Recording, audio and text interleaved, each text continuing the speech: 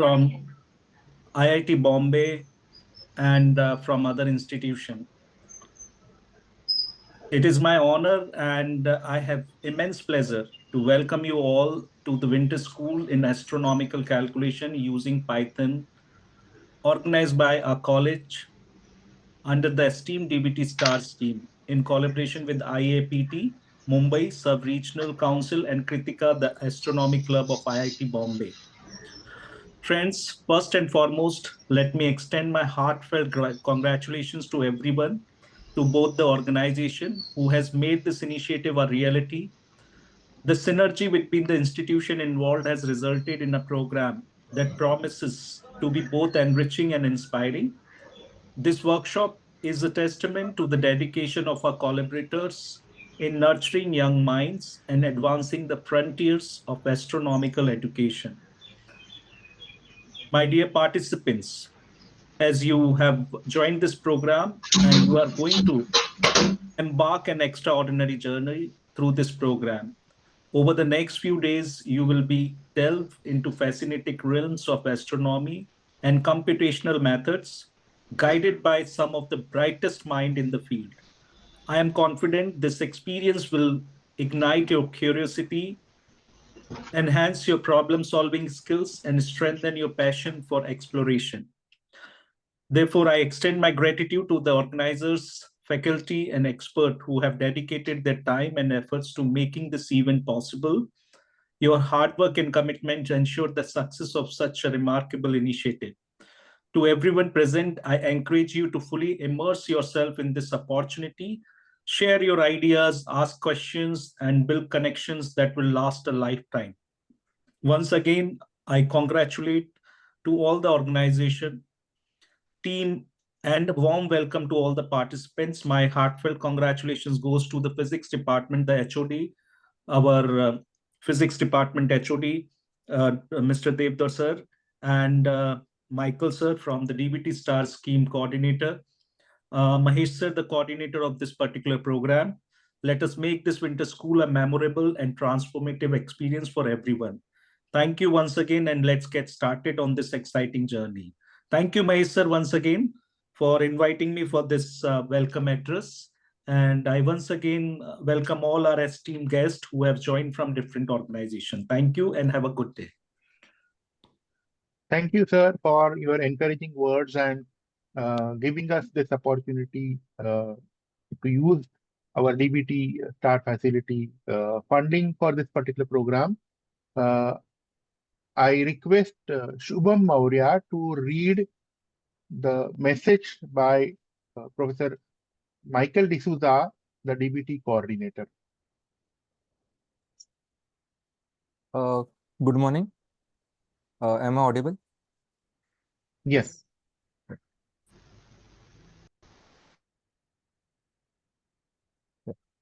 Good morning, everyone.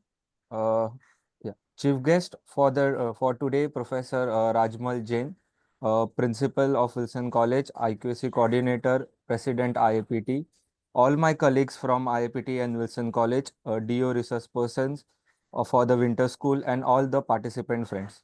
I am happy to welcome you for this second winter school conducted under the joint collaboration of Wilson College and IAPT. This time we are also collaborating with Krittika, the Astronomy Club of IIT Bombay.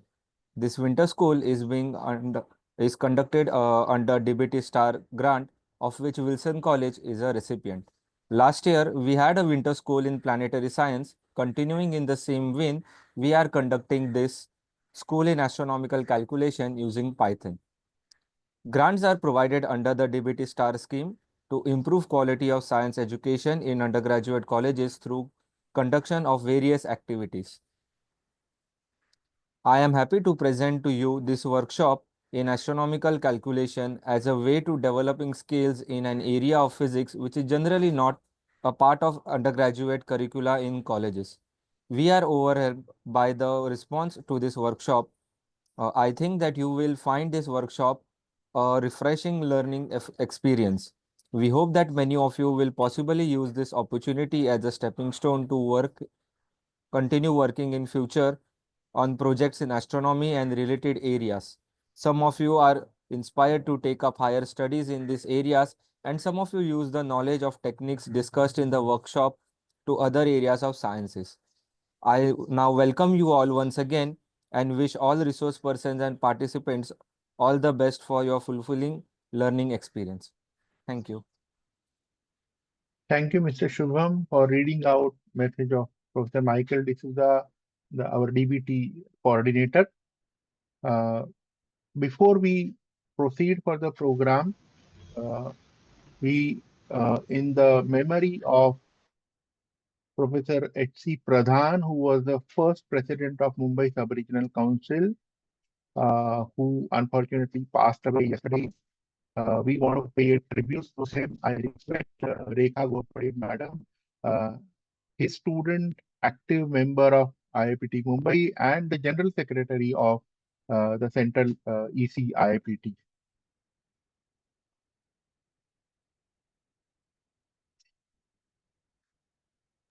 Thank you, Mahesh. Can we observe 2 minutes silence to pay tribute to Dr. H.C. Pradhan?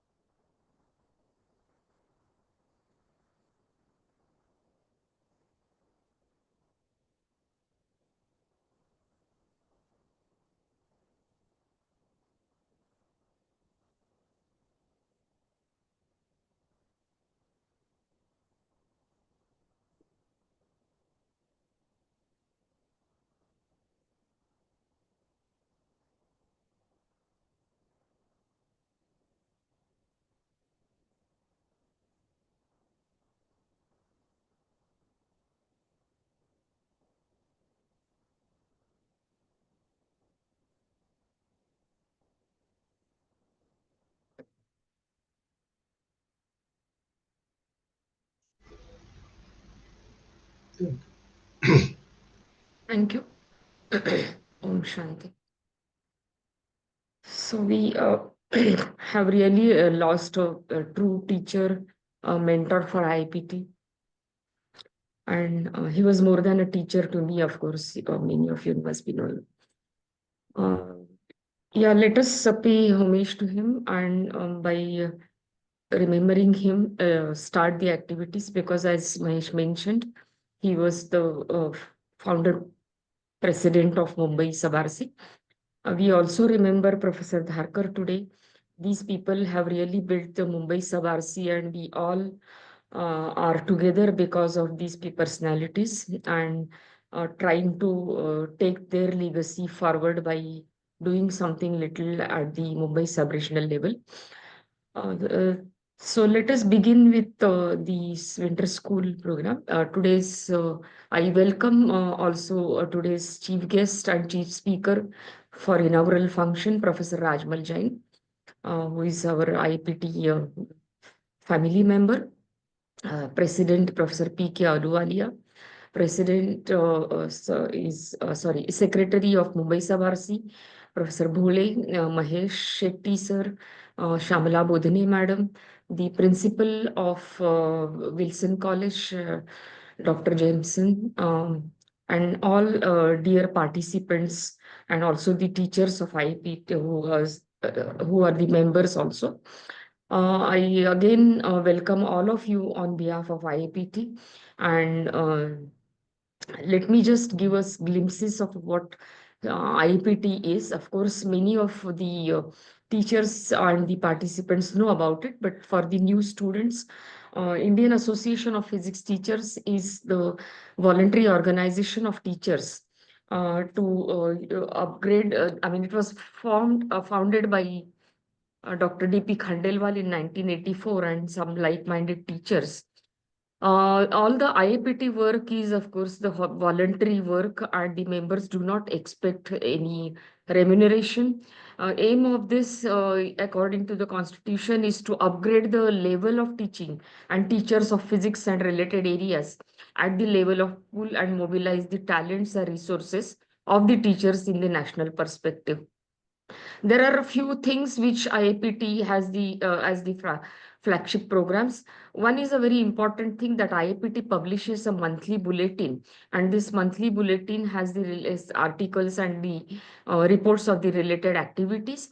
Very important program is the National Standard Examination for the physics, chemistry, biology, astronomy, and junior science, which lead to the international Olympiads and a very well-structured program in collaboration with Homi Bhabha Center for Science Education from the second stage onward. We also have National Graduate Physics Examination for the undergraduate students. Then we have National Network, Anveshika Network of India, which is now under the Professor H.C. Verma. All of you know what Professor H.C. Verma, and he is doing incredible work in the field of this Anveshikas. We also have various competitions for the students and the teachers, which provide a large platform to showcase their talents. One is national competition on innovative experiment in physics, national competition in computational physics, national competition in essay writing in physics. Then we have also the national competition in photo essay competitions, national young's physics tournament, and also the competitions have the very good prizes, and the participants get a chance to interact with the participants of annual convention. Annual convention is another feature of IAPT, which is organized at some place in the country, where it's a great gathering of around 200 to 300 teachers, students, and the science popularizing people there. RC, this has also constituted the RC Exemplar Award by thereby recognizing the regional councils which are doing the incredible work. I'm happy to and proud to share with you all that Mumbai Sub-Regional Council has won the consecutive 2 years. Last year we have won the Ananda Prize, and this year we have also won on the Uttama, that is a second position for this RC award. There is a Dinabandhu Sahu Memorial Physics Teachers Award constituted by Professor Sarmista Sahu. We also have annual National Student Symposium in Physics, which was held consecutively for 7 years in Chandigarh. This was an initiative by University of Punjab, and then later on 2 years in Bangalore, and this year it was conducted in Guwahati, Assam. Again, the students get an opportunity to present their research work, a short research work in physics, and thereby meeting the various personalities.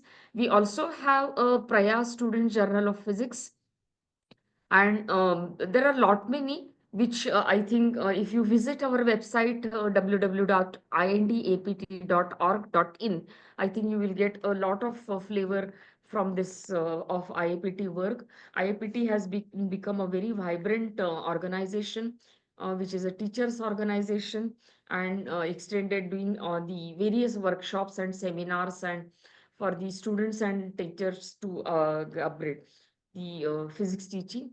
Without taking much of a time, I once again welcome. I thank the management and the principal of Wilson College for giving us the facilities under the DBT STAR scheme. And also, I thank the our collaborator, the Krittika Club of Astronomy, IIT. And I wish a grand success to Mumbai Sub-Regional Council, all the members, and the convener, Professor Mahesh Shetty, to have a very successful winter school in astronomical calculations using Python programming, which is a um, second part of our summer school, which is again a activity. I think the Professor Bhole will tell us more about the activities of Mumbai Sub-Regional Council. So with that, I wish a grand success to this program, and thank you very much for inviting me. Thank you, Rekha Madam. I request Professor K.G. Bhore, Secretary of Mumbai IIPT, to introduce about various activities Mumbai IIPT is conducting. Thank you, Mahesh sir. This Sub-Regional Council Mumbai is one of the regional council. Like this, there are 25 plus regional councils all over India. This Sub-Regional Council Mumbai is very active throughout the year, and all the programs which are conducted by this regional council are spread throughout the year. The programs like webinar, seminar, workshops, summer school, lectures, winter school. Summer school and winter school are the actual regular activity and which have been consistently being held from 2016 onwards. Winter school we started late, but it has been again, the tradition is continued. The dedicated team of volunteers at all levels are available to work for the above particular aspects. It received, as mentioned, two awards from Central IEPT National Level Award, which was Ananya and Uttama Award given by IEPT Central. The activities which we conduct includes the competition at the regional level. All the competitions which are conducted by Central IEPT are also conducted at regional level, and there are separate prizes for that. The activities include essay competition, examinations conducted by IAPT are also assisted by Sub-Regional Council. Experimental uh, workshops are being conducted. Membership drives are being taken. In addition to this, whatever is required for school teachers as well as the teachers from junior college and the higher education, that is UG level, PG level, as per that we plan the activities. There are there is a tradition of having MOUs, Memorandum of Understanding, with various colleges in Mumbai region. Actually, the Mumbai region, although it is called Mumbai, it includes the Konkan region also. All the colleges which are coming under Mumbai University are now coming under this sub-regional council. This particular council is very active and it preserves the content uh, by putting it on YouTube channel of this particular sub-regional council. All our past schools and workshops and all the videos are now available on the website. You can visit them. We also have the photographs which are taken for that and put up on the website. The website is very exhaustive and user friendly. You can also join as a student, you can join as a member, and the institution also can join as a member, not only the teachers. This is something which is to be appreciated by all the teachers and students because we try to put coordination between the secondary schools, primary secondary schools, so far as science education is concerned, and at the same time we also take care of the requirement of junior college teachers. Today, the NAP 2020 is already announced and it has been implemented. And in order to have coordination at different levels, IAPT Sub-Regional Council Mumbai is taking active steps so that NAP will be implemented in effective manner. Friends, rather than taking more time, you can visit the website for all the details of Sub-Regional Council also. Thank you all. Thank you, Professor Pore, for giving this introduction of various activities that we are doing at Mumbai IIPT. Let me give a brief introduction about what this winter school is about. Uh, Astronomy has been very active, and students are taking a lot of interest in astronomy these days. And when it comes to astronomy, as many people have said, that astronomy is the only kind of science where amateurs are equally respected as professionals. But the activities at amateur level and activities at professional levels are different, and with the improvement of technology, the difference is increasing. So when students participate in astronomical activities at amateur level and decide to make career in that, Okay, the two domains effectively work with different kind of technologies, and that is where we thought the winter school becomes very useful tool for students to know what professionals do and prepare themselves. Because there are many students over last many years have been trying to take higher education in astronomy, and we realize that when it comes to going for higher education in astronomy, the skill sets required include the coding skill sets required, include the data analysis, because large number of space observatories as well as the ground-based observatories are pouring data day by day, and we need young people to work on that data. In fact, the amount of data is so much that people are now using machine learning and other techniques where we can use the artificial intelligence and train the computers, train the machines to do the analysis in more and more intelligently. And that is where this workshop is trying to, this particular winter school is trying to aim at.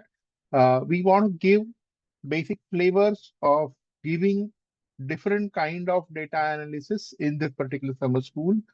So if you've seen the schedule, in the schedule we have resource persons coming from different places, and Krittika, the Astronomy Club of IIT-B, is surely going to help us in a big way, not only in conducting sessions but also in the assessment of participants. The we have got overwhelming response, and more than 500 participants have joined our Google Classroom, where the real assignments will be submitted after the sessions.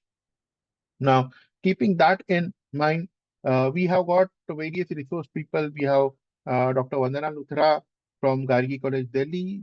We have Professor Bhargav Vaidya from IIT Indore, Dr. Manojendra Chaudhary, St. Xavier's College, Mumbai. We have Professor Rahul Kashyap from IIT Bombay, and we have our own two resource people who will be giving basics of Python, Mr. Pratik Barve and Mr. Jigar Patel.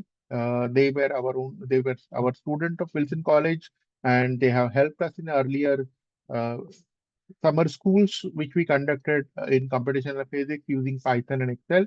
So we have uh, the people, experts working in various fields, and they are going to help. And I request all participants to make best use of this opportunity given, which is conducted under the DBT STAR scheme and in collaboration with IIT Mumbai and Wilson College. So with this, I welcome all. I welcome Professor Rajmal Jain, our chief guest.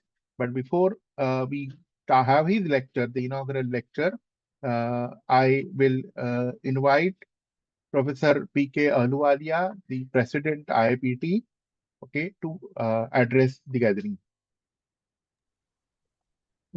Thank you, Professor Mahesh. I'm very glad to be part of this program itself, not just for the inaugural function. It's a great beginning for a very special network which IEPT has initiated under the title National Astronomical Network of India. I think this is how we can really scale up the activities of that particular group also. I know that today our heart is heavy because we lost our very respected, esteemed professor, guide, mentor in Professor S.C. Pradhan. And he was the first president of Mumbai Sub-RC also, and also remained president of IAPT for 6 years. I have very fond memories of working with him. And I think I have never come across such a humble person with deep knowledge about science education in the country. And we always looked up to him to guide us, to carry forward the activities of IAPT. And these kinds of schools was also one of the ideas of Professor Pradhan, that we should make use of information technology and the reach of the internet to reach our stakeholders among teachers, students, and outside physics community as well. I would like to thank uh, Wilson College Management, Principal Wilson College, Head of the Department Physics, Wilson College, the coordinator DBT Star College program in Wilson College. That's a very big program under which this program is also being conducted. I would also like to really welcome in this program the chief guest of today's inaugural function, Professor Rajmal Jain. He is a very distinguished astronomer, and I would congratulate the organizers that they have invited him to bless this program and share his knowledge with the participants. It is a very well-structured program, I must say that. Classroom is already set. I have been visiting that. The Python programming has also been initiated informally. Maybe today it's going to be a formal beginning. There is a lot of excitement among people to really work for the idea of this particular program, which is on astronomical calculations. In the context of National Education Policy 2020, I would like to underline one thing, that NEP 2020 envisages at every level, whether it is school or college or university, that they should come forward with creative thinking and computational thinking and working on projects. I think the working on projects sometimes leaves us, looking here and there that on what kind of projects we should work. We must not forget that this is the kind of school which can help us to see what are the areas in which we as teachers can mentor our students. We as students can also find ideas on which we can on our own work. And I think that is the greatest thing which is going to happen as a result of this winter school. Yesterday, there was one very interesting program which was also under the banner of IAPT at Nagpur, in which a leading astronomer from India, he was speaking about the repositories which are available for everybody to explore, which are in the what you call open source domain. So you can go there, reach out, focus on certain area of the huge sky which is on top of our head, and try to see what we can do in the form of projects and what kind of astronomy, astrophysics, or physics we can get out of it. I'm sure that this school is going to fulfill that kind of a role for which Wilson College is known. I know why Sub-RC 08 Mumbai has been given prizes under the uh, Regional Council Exemplary Awards, because they conduct such programs which are matchless, full of content which is reachable. And I once again congratulate you, Professor Mahesh Shetty, for coordinating this program through a DBT STAR program, which has enabled the participants to join without paying any registration fee. Otherwise, for conducting this kind of a program, dear participants, you will find people ask for a fee of not less than 1,000 rupees. So you are getting this as a kind of a blessing from Wilson College and its management. Thank you, Wilson College, and thank you, IAPT Sub-RC 08 Mumbai team. I wish you all the best for this program. And thank you, Professor Rajmal Jain, for accepting the invitation to be the speaker on the inaugural function. Thank you. Thank you, Professor Ahluwalia.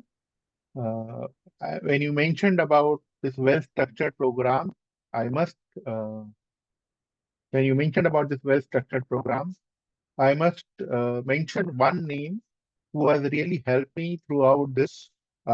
He is going to be one of the first person, especially he will give enrichment lecture on the last day, who's Dr. Varun Bhalerao. Varun Bhalerao from IIT Bombay has not only helped in designing the program, he has also extended, he said that you can go approach, he approached his students who are the active members of Krittika, the Astronomy Club, and also he offered to our resource people that there is a lot of data and material available in the growth schools that they had conducted.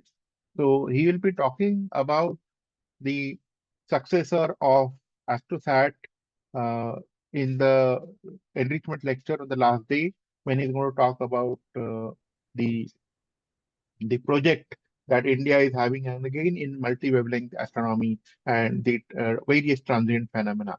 So we are going to wait for that, but we really thank Dr. Varun for giving all the various opportunities and designing this program very well. Now I request Shamala Bodle ma'am to propose the vote of thanks for this inaugural schedule. Thank you, Mahesh. I'm very glad to see 268 participants here having joined this particular function. I thank Wilson College for giving us opportunity to get one more good program in the feather of Mumbai Sub-RC. I thank Krittika, that is the Astronomical Club of IIT-B, and my special thanks to not just the management of Wilson College, but special thanks to the physics department, Professor Michael D'Souza and Professor Mahesh Shetty, for taking the trouble with their students, that is Pratik and Jigar, arranging this program. All the technology and all is being handled very nicely. So I thank them for arranging this meeting also in this particular manner. And I thank our Professor Ahluwalia, our President of IIPT, Professor Rekha Ghorpade, General Secretary of IIPT, who always are there to support us for every program of ours. I wish to thank Professor Rajmal Jain for being here for this inauguration function. I thank all the participants who are here to grace this particular function.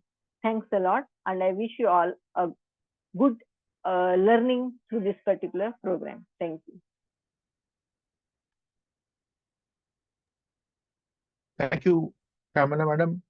I request Professor Bore now to the formal inaugural function is over. I request Professor Bore to introduce our chief guest for today's inauguration function. And I request chief guest to announce that the program is inaugurated.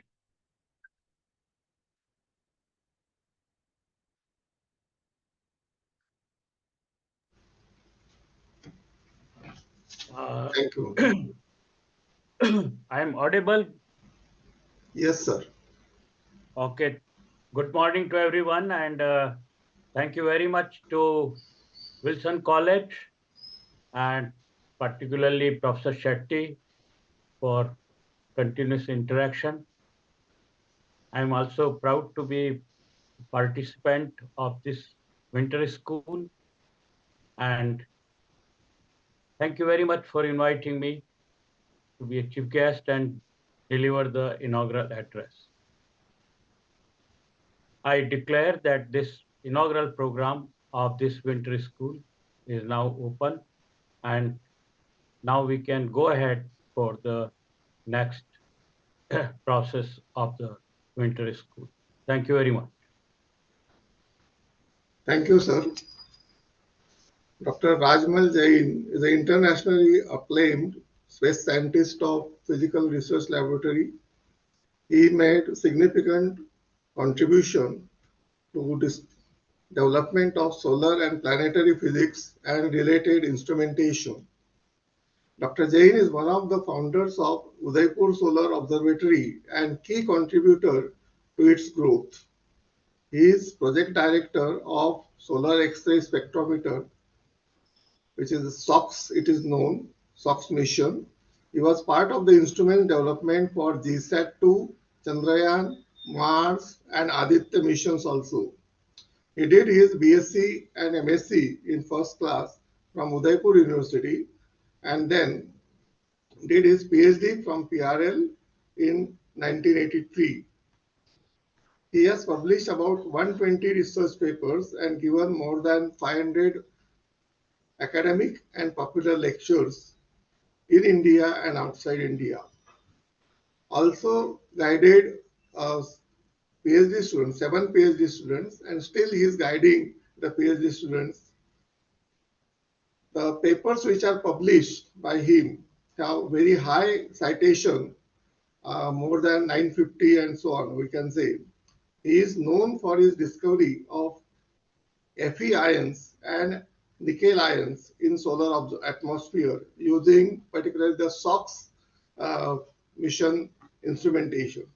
Recently in February 23, he was honored with Lifetime Achievement Award by Sankeshwar Puram Vignan Tirtha Trust near Palitana, Gujarat, for his recognition to his extensive research work in science and Jainism. He is a fellow, he got the fellowship of Royal Astronomical Society UK in 2014. After retirement from PRL, he joined as a dean and now working as a visiting faculty in so many institutions.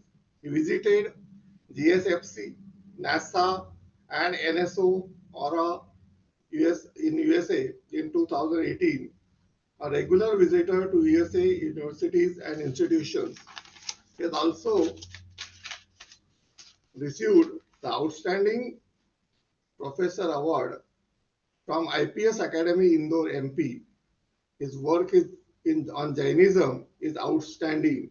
Also as a social reformer, educationist, academicians, advisor to students of their higher education and quality education, is well known for it.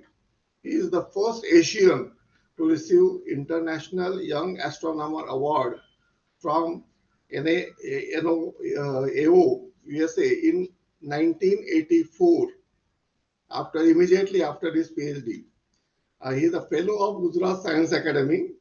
In 2013, he received Lifetime Achievement Award again from MP government for outstanding research and high-tech instrumentation, education reforms in rural India.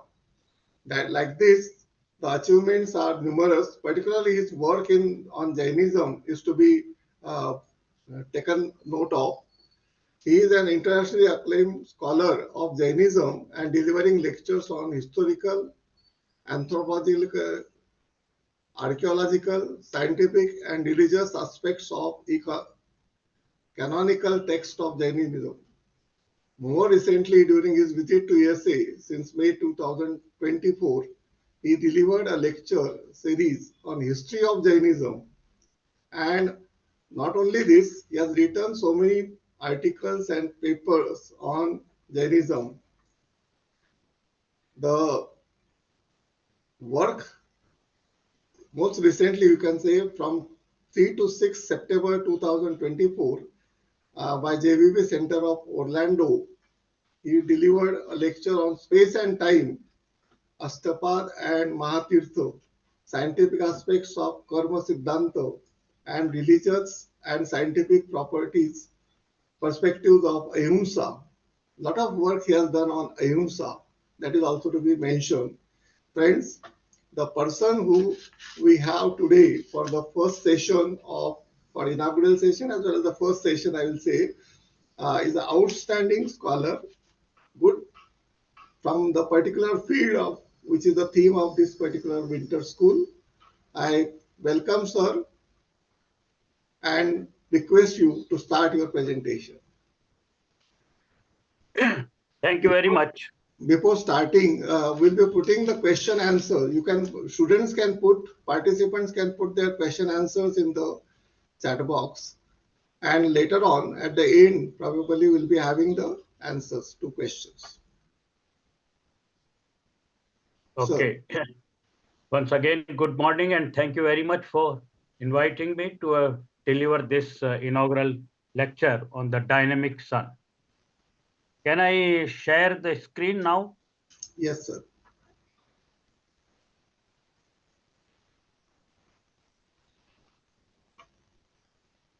Yes, visible. The camera is visible.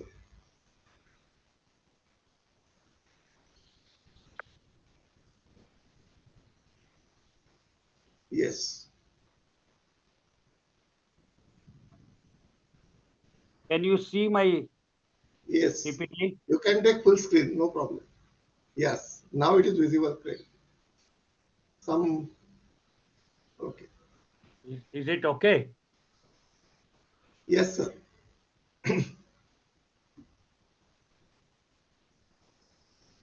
Okay. I would like to express at the outset, thank you very much to Mr. Professor Shetty and principal of your Wilson College, particularly Professor Aluwalia. And thanks to this IAPT 08 for organizing this winter school related to the sun, which is the major source of energy on our planet. Now, the question always comes in mind when we talk about the sun, why we should study the sun? What is very important? What is very special about the sun? The first thing which comes in mind is about the life on the earth. That the life which is existing in various forms from microbes to macro, including this plants, trees. So basically the life survival or existence, the energy which is required that comes from the sun. And so the sun becomes very special. Sun becomes most important for us to study in a better way. The other thing, many of you know about our solar system. And the sun is at the center of that. But who is holding this whole solar system and controlling all of the celestial objects in this solar system to go around the sun? That is because of the gravity. The sun's gravity actually is holding this whole solar system and controlling not only the biggest planet, but even the finest particles, even the electrons, protons, which are inside this solar system. Any smallest particle, it is controlled. So right from the macro to micro systems are also being controlled by its gravity. So it is but natural. First, we should know how this sun was formed. And if when we talk about the sun, then we know that the sun is a star. It's a very medium-sized star. It is a medium kind of a brightness also. We also call it as a yellow star, as you can see in this picture also. G2V kind of a star on the spectrum. So if this is a star, this is a very hot body, then it is a cosmic laboratory. It is a plasma laboratory. So it provides all opportunities also to study the various kinds of physical processes that are taking place at such high temperature, high pressure laboratory. where we can understand the basic plasma processes that we would like to learn and to apply on the other stars also, and we can understand the other stars. The another very important factor is that Earth is going around and around the sun, similar to the other planets. But the explosions and the activities which are taking place on the sun, they influence the Earth climate, weather also conditions. In addition to those which are taking place, on the Earth because of its revolution and rotation, and many other different kinds of speeds of the Earth itself also. So there are many, objectives to study the sun, and I would like to motivate the students, those who are participating today in this winter school, to study the sun.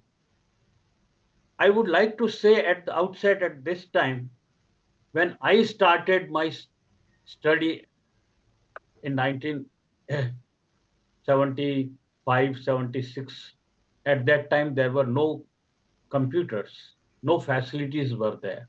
In fact, I was not having even the calculator also when I started my PhD program. And we were taking the observations of the sun on the films, and then we were trying to analyze the data.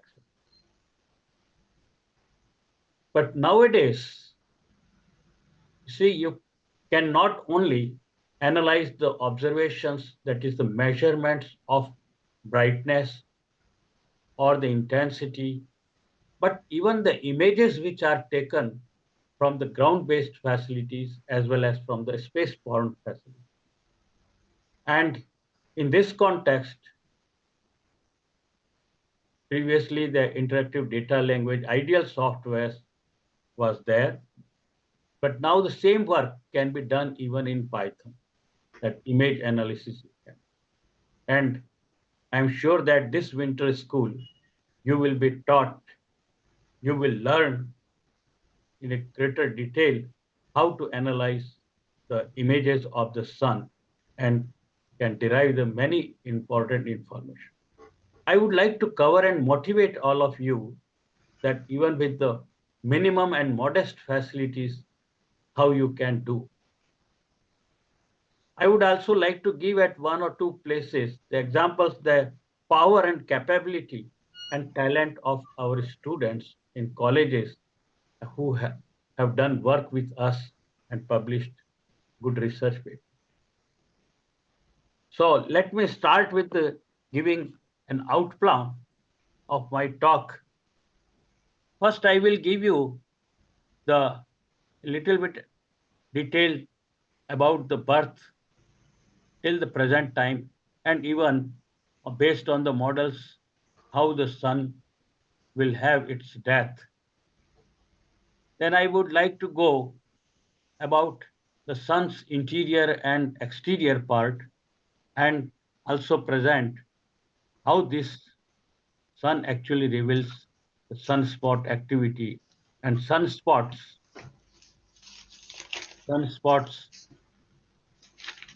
give us a dramatic, actually a gigantic phenomena like flares and coronal mass ejections, filament eruptions, solar wind, etc.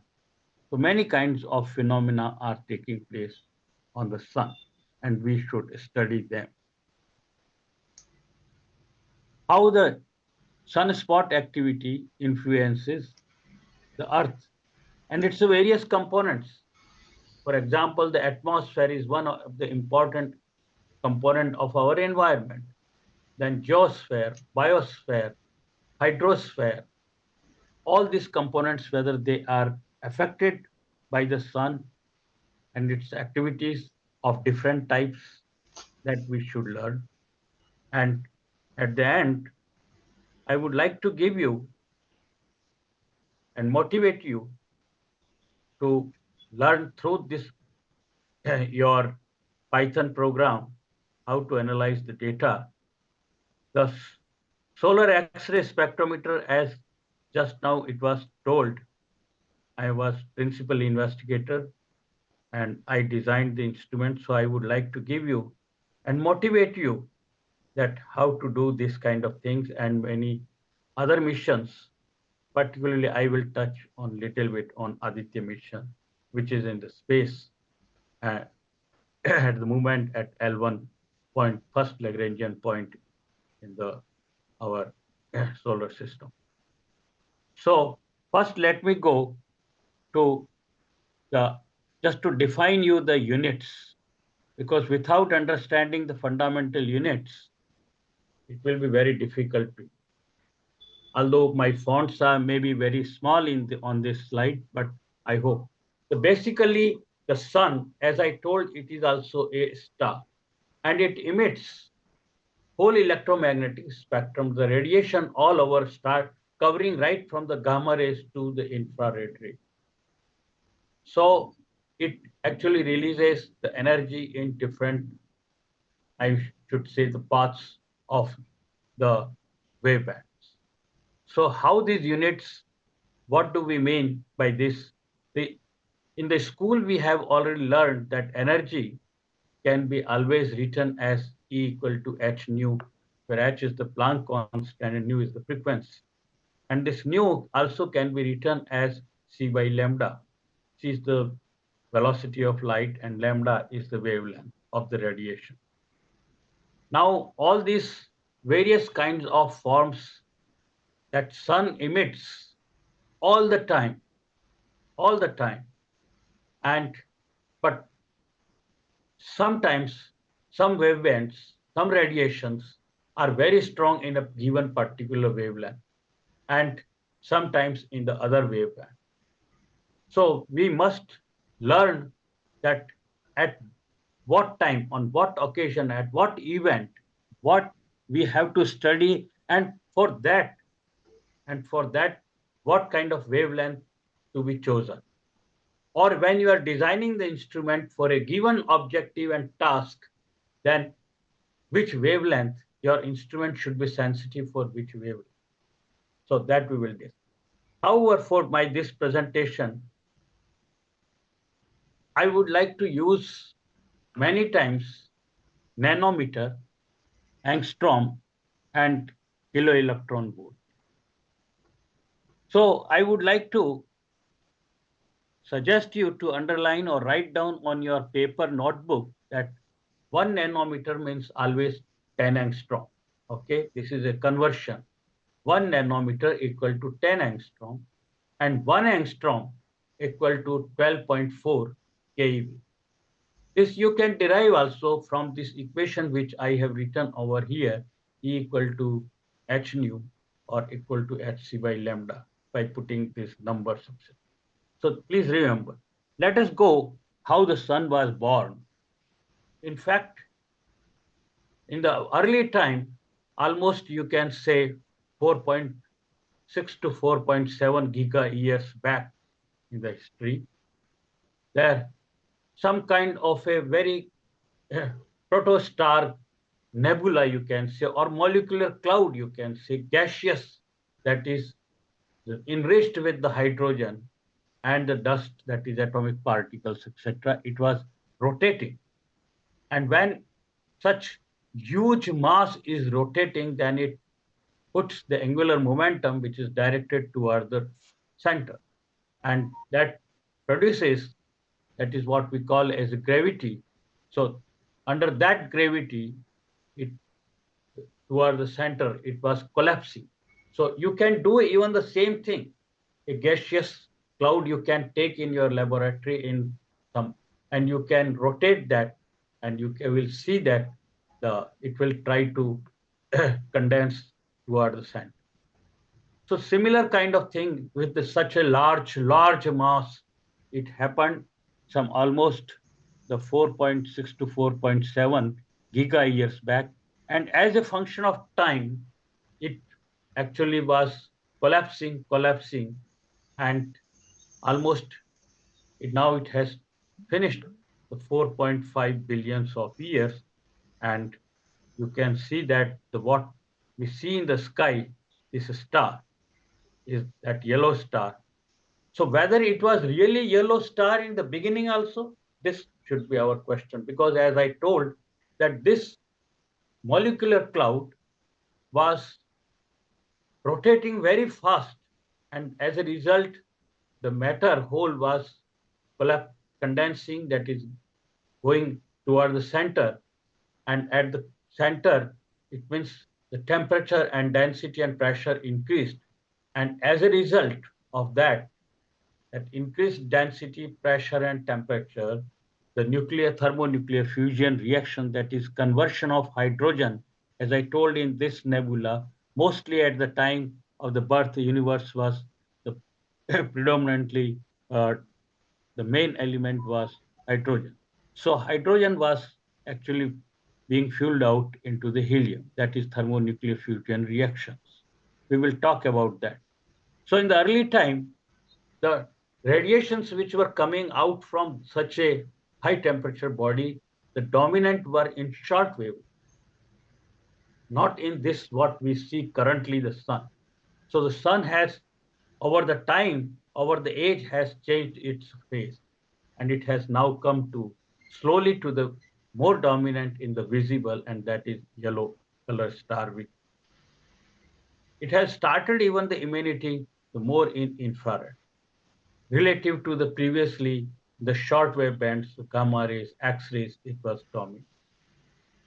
So after covering this, in fact, what is going to happen in the next another few thousands or millions of years and billions of years, what we call at the center, that is core, above that the whole atmosphere. So it is a tug of war between the two things. One is the gravity force that is collapsing with it. So gravity, where the thermonuclear fusion reactions at the center which are taking place, those are emanating or throwing out the radiation. So radiative force is coming out. So between the radiative force and the gravity force, the tug of war is going, and then it comes to some kind of a equilibrium. That is what we call is a hydrostatic equilibrium. Now that is achieved, and even currently what we see, it is the sun is under the hydrostatic equilibrium.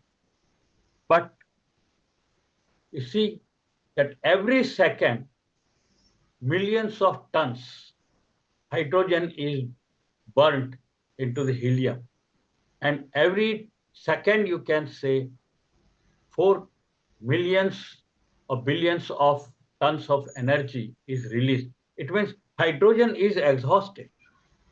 So whatever the currently hydrogen was, which was earlier there, now it is lost, and it will be continuously lost.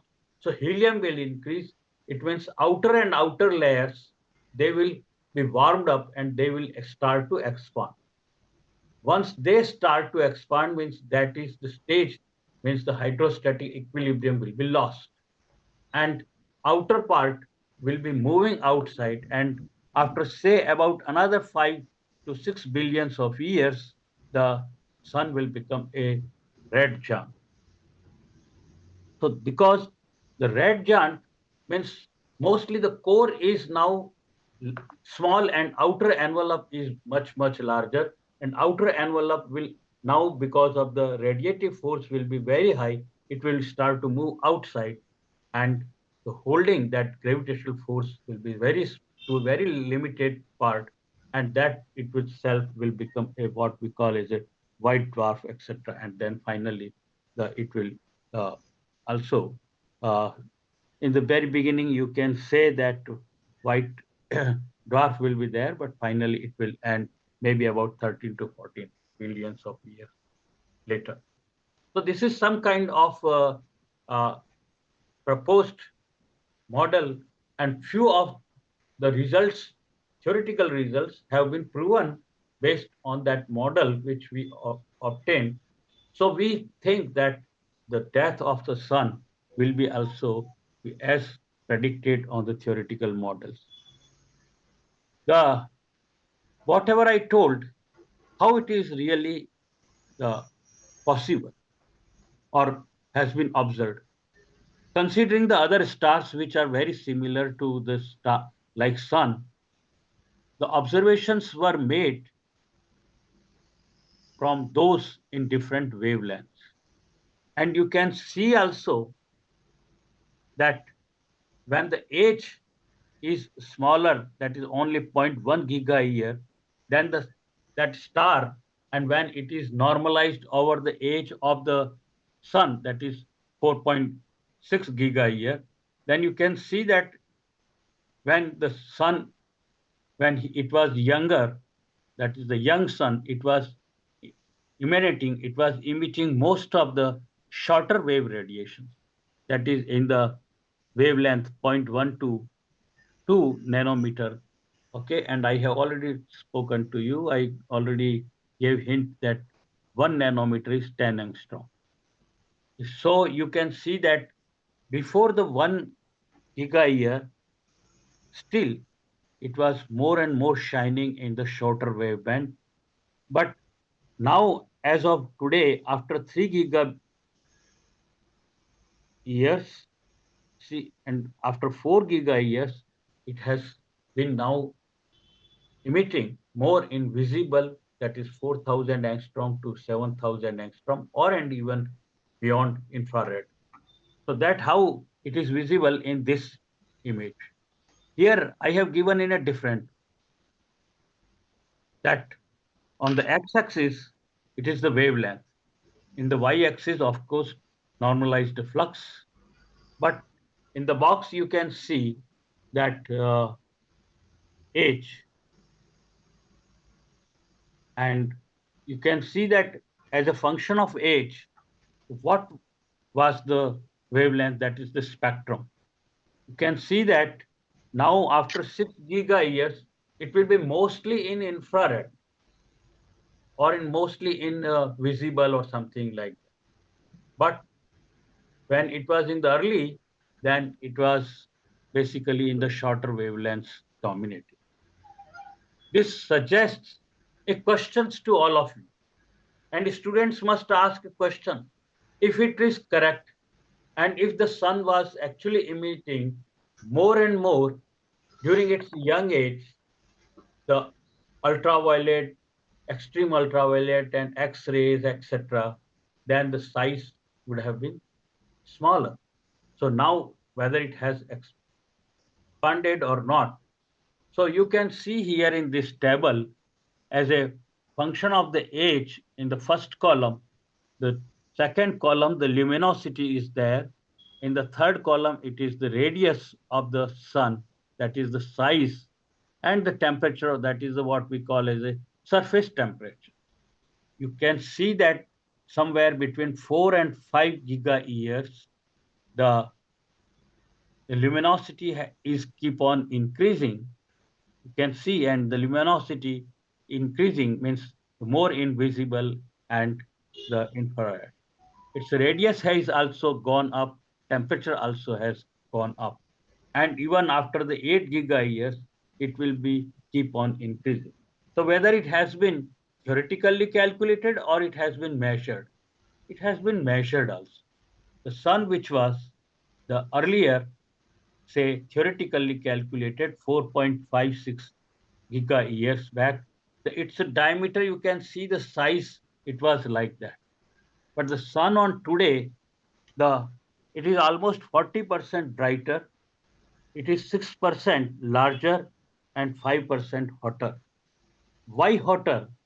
Because now whatever the heat which is coming up, that heat at the surface, it is more deposited in the visible and infrared wavelength.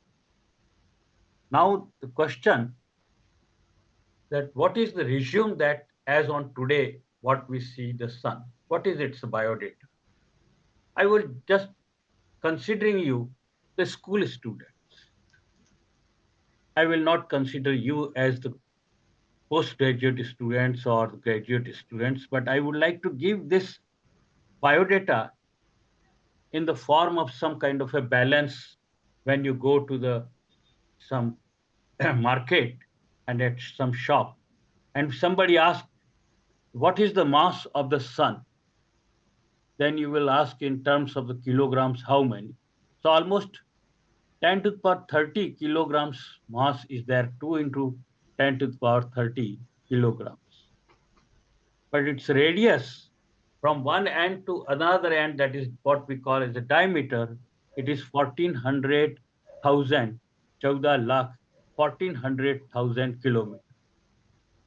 Now volume, it is almost, you can say, 10 to the power 30, 3 cubic centimeter.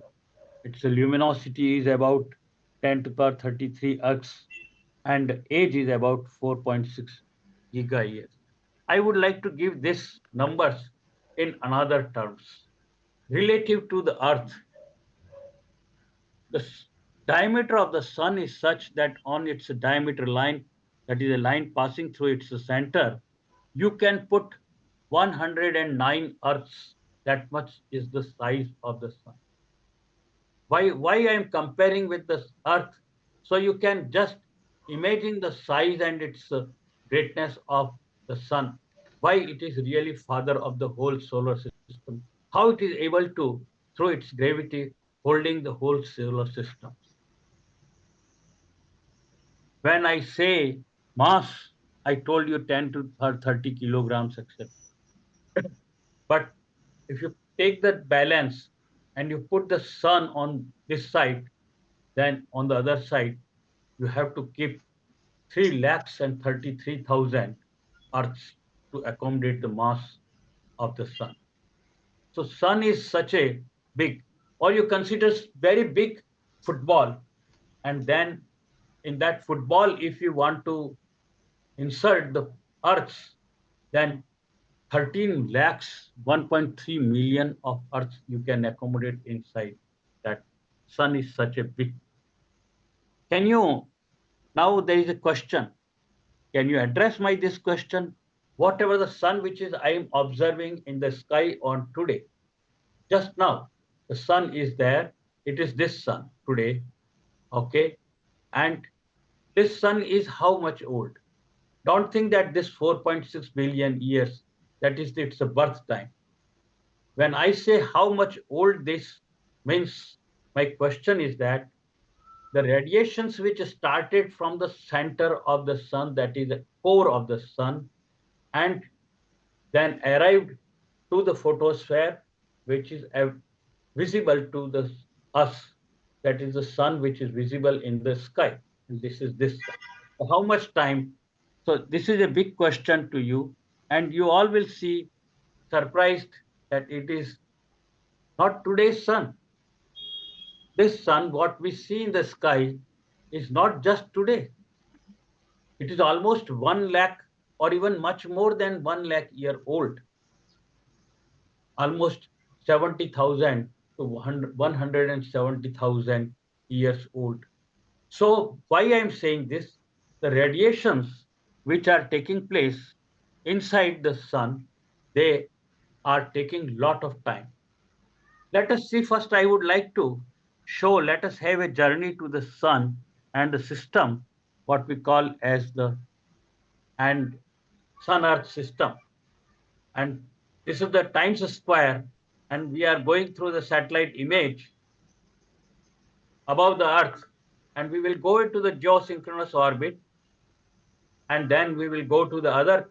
So this video has been prepared employing the observations from the talks, the SOHO missions, the SDO missions, to give you some kind of a flavor, an idea how the Earth. So we have gone in the space above the Earth, and now you will see that the moon actually is rotating, revolving around our Earth, and during this journey, sometimes it comes between the sun and Earth, and gives us an opportunity to see the total solar eclipse, that how it takes place.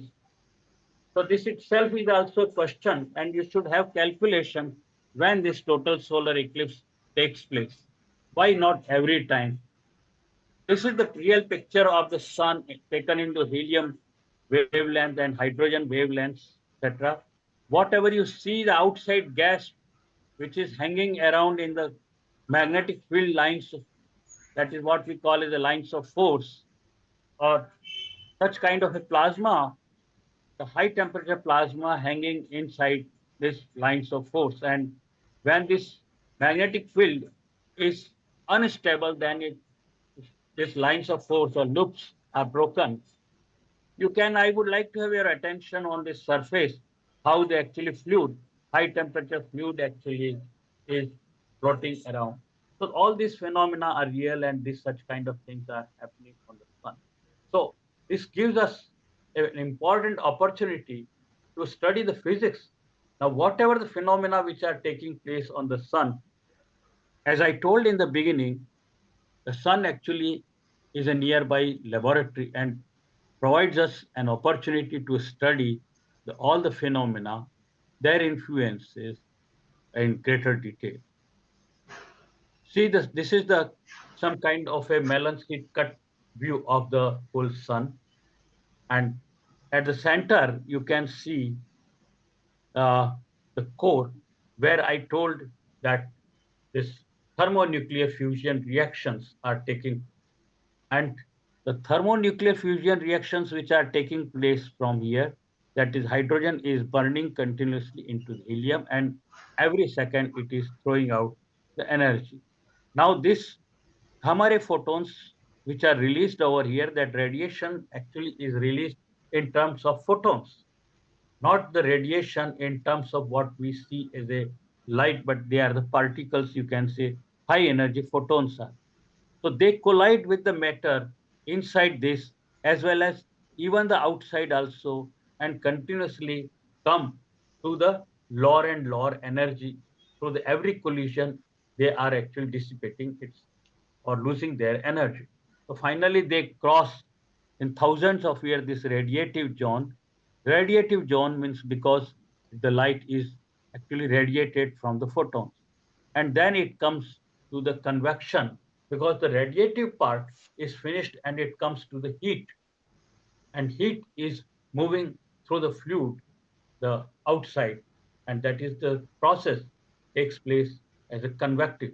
You know, the radiation, convection, and conduction. There are three different mechanisms.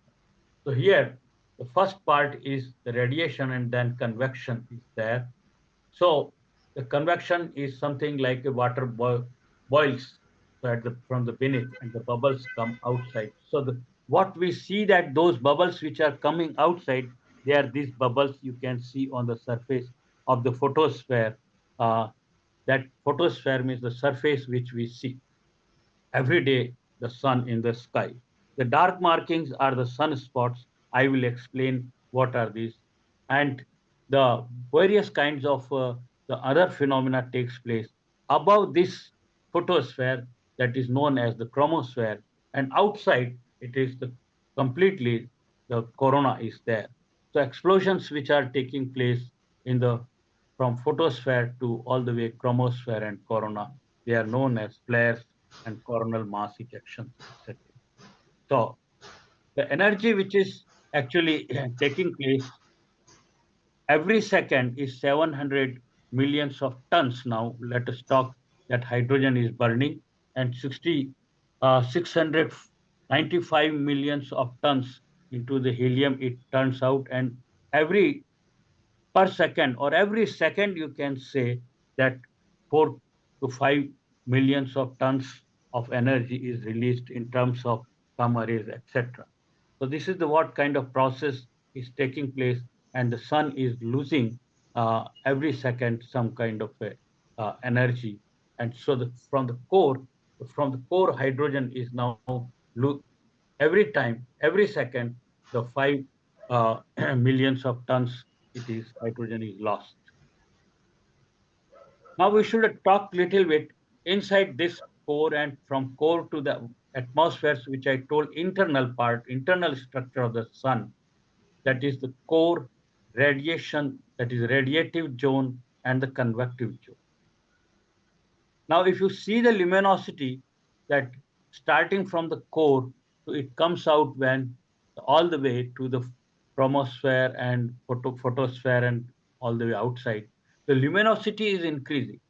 But as I told in the very beginning, that the pressure, temperature, and density, there are three important factors which govern the birth of the star and death of the star, or the maintaining the hydrostatic equilibrium and the loss of the hydrostatic equilibrium because of change in these quantities or the gradients of this quantity. You can see the pressure, temperature, and density, they are keep on decreasing as you come outside from the core to the photosphere.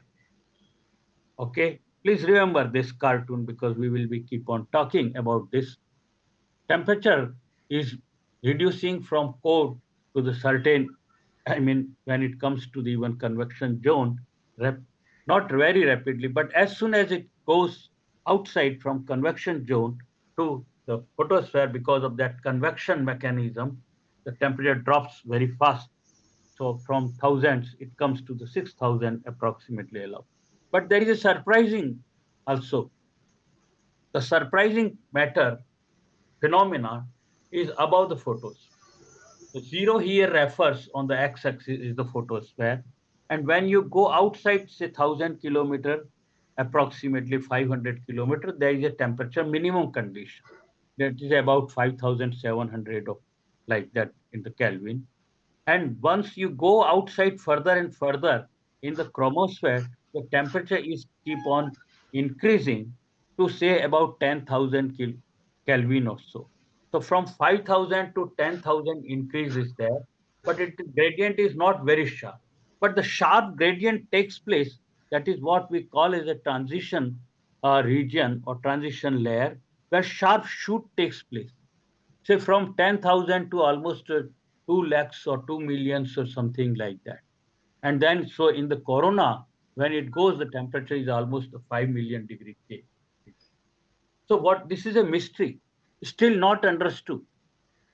Still, and you young people can undertake the various kinds of observations to study, say, nanoflares, microflares, which is supposed to be one of the mechanism to maintain this high temperature in the corona axis.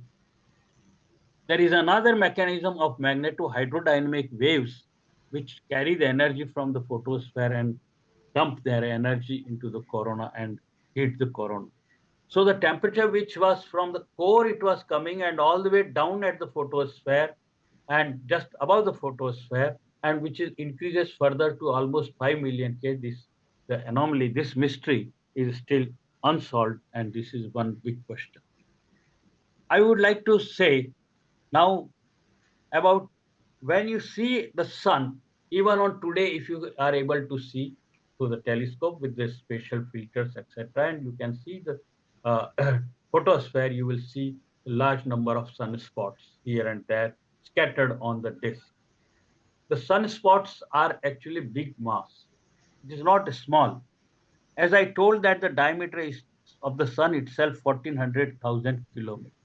So a one sunspot group of northern, which is a group, means it has the sunspots of opposite polarities like north polarity and south polarity, like our Earth has north pole and south pole. And this sun itself also has its own dipole system, north and south pole. Now this small sunspot group is actually a very big sunspot group. It has large number of sunspots inside, which may be large.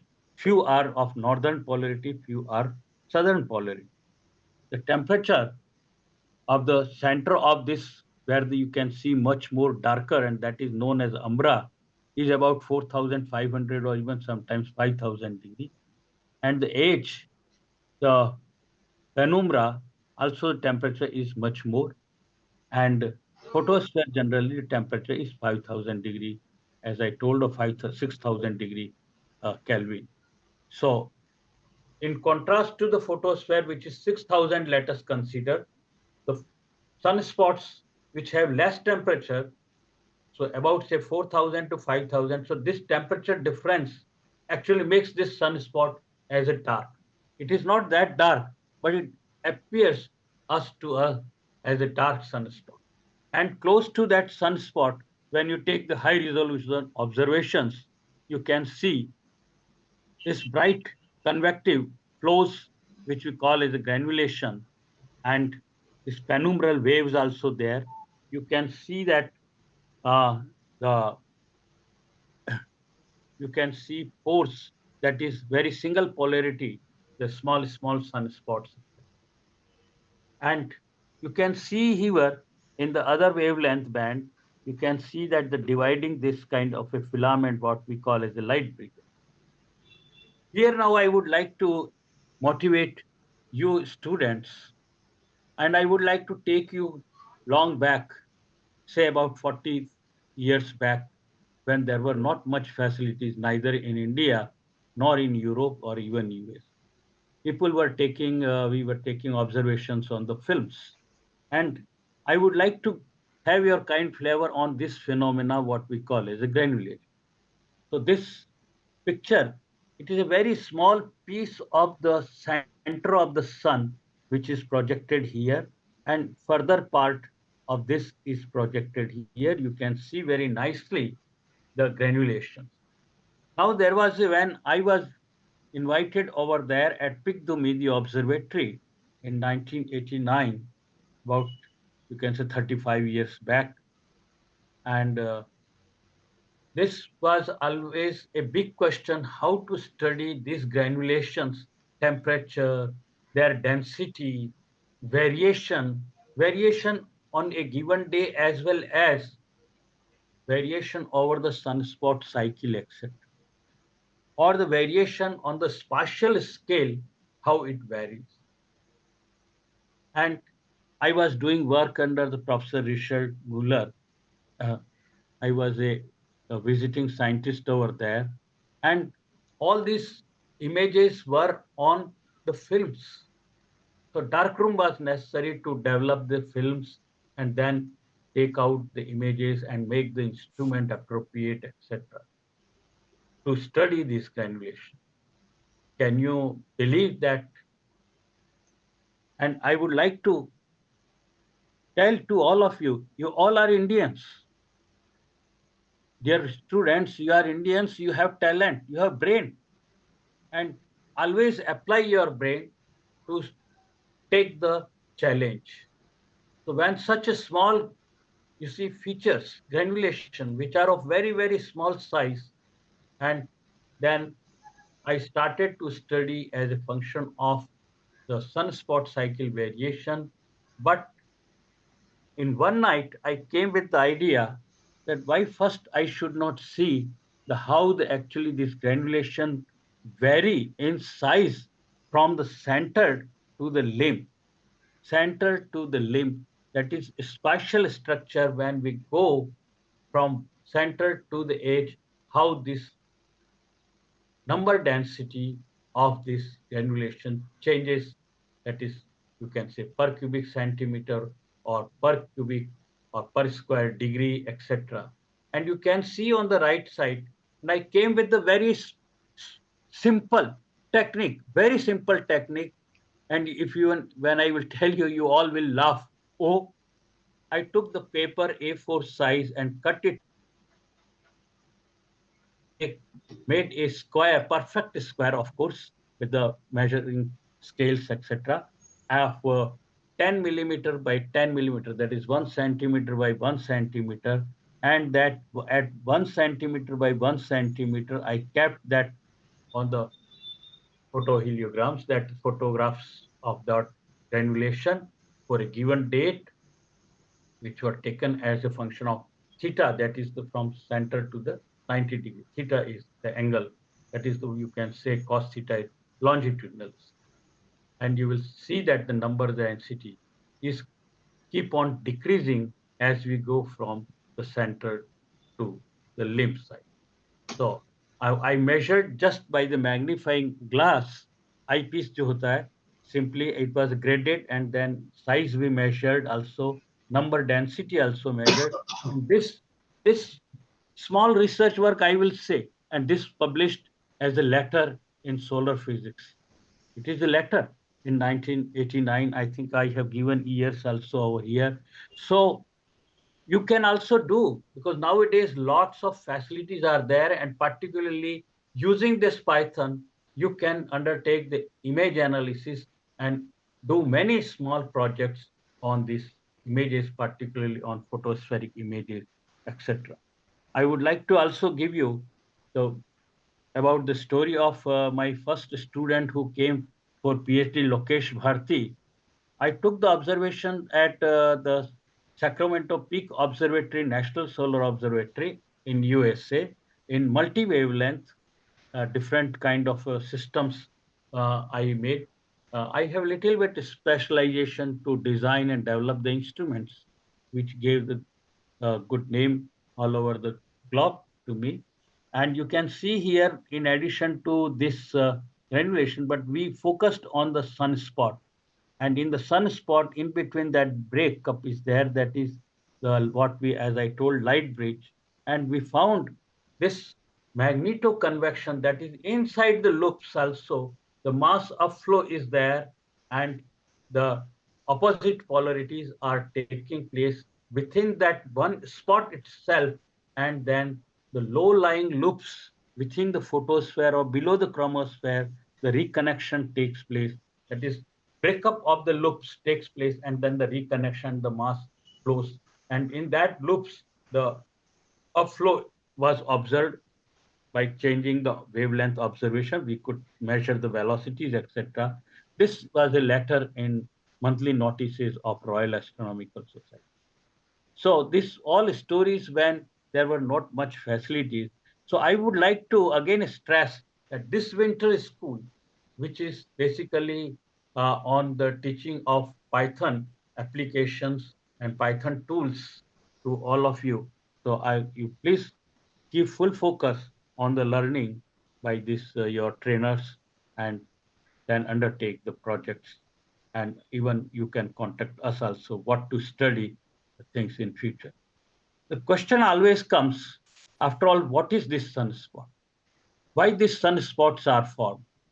I don't know whether you are able to see me. Are you able to see me very clearly? Yes or no? Yes, Yes, sir. sir. Can you see rubber band in my hand? Yes, sir. Yes. Can you see? So just see this rubber band, my the top finger, if you can see, is the north pole of the sun.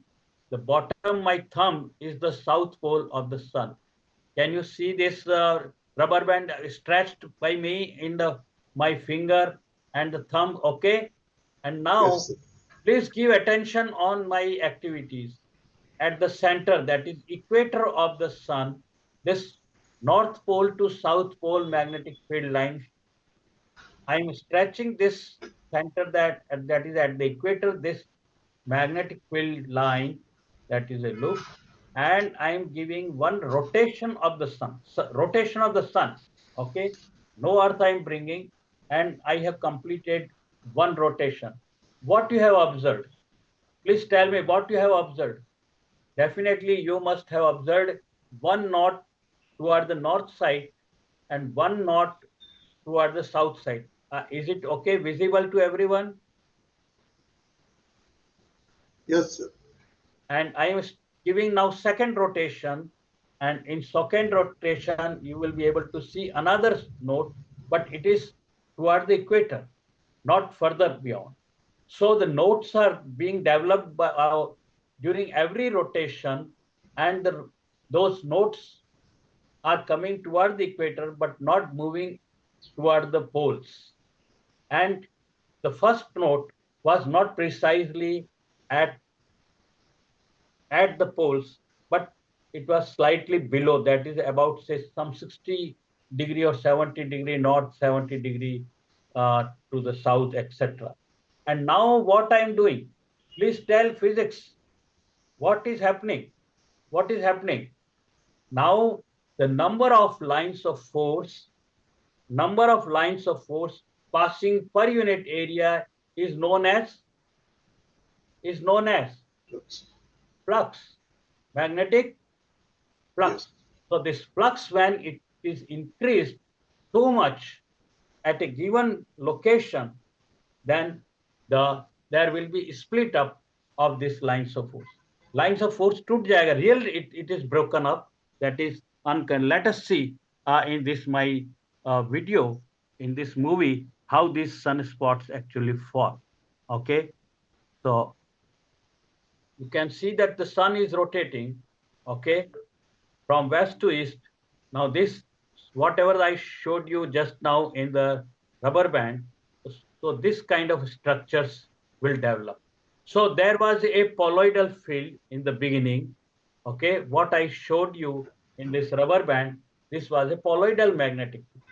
But by doing all this rotation, this continuous large number of loops, magnetic field lines, they were stretched and then torn up, and that torn up, that is really torn up, that is known as toroidal magnetic field. And toroidal magnetic fields are nothing but they are the sunspots. So sunspots are formed by this way. The sunspots, when they were observed right from the regularly from 1700s, just after the Akbar, this small telescopes which were developed by these children, etc. And finally, Galileo took the observations of the sun, and then the Schwabe discovered the sunspot cycle, that sunspots actually reveal on the surface of the sun 11-year sunspot cycle. I still have some time, about half an hour. Is it okay? Yes, sir. Okay, so now this sunspot cycles, you can see 11-year, but now when we observed since last four sunspot cycles, starting from 21, 22, 23, 24, then it is continuously decreasing. Sunspots are decreasing, and then the people thought that, oh, whether really now the next sunspot cycle, that is the current sunspot cycle 21.5, will be a maximum one or minimum one, or it will be this of similar kind of thing.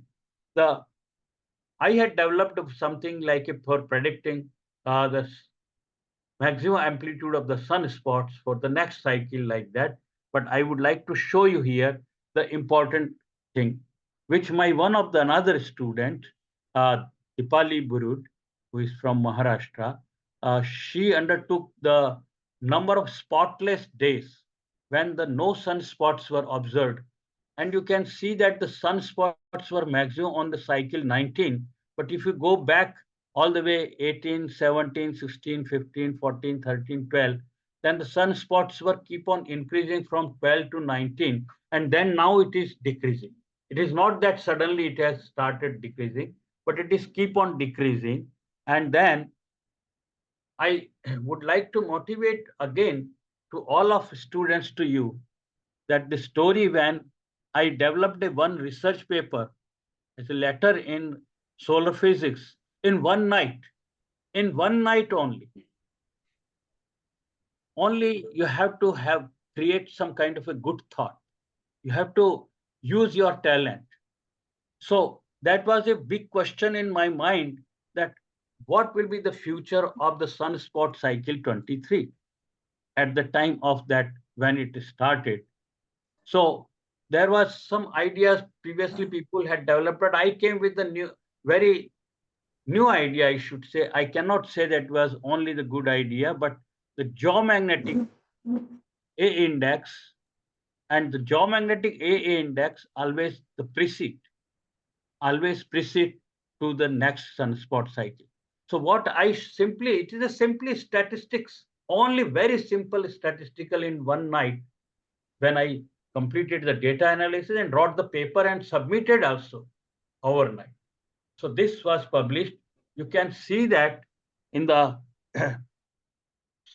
y-axis is some kind of a sunspot amplitude, that the maximum sunspot number, and in the x-axis is the geomagnetic A, what we call as A index. You should go and read the literature. What is that geomagnetic A index? That is homogeneous over the global index. You can see that whenever the A index is larger than in the previous cycle,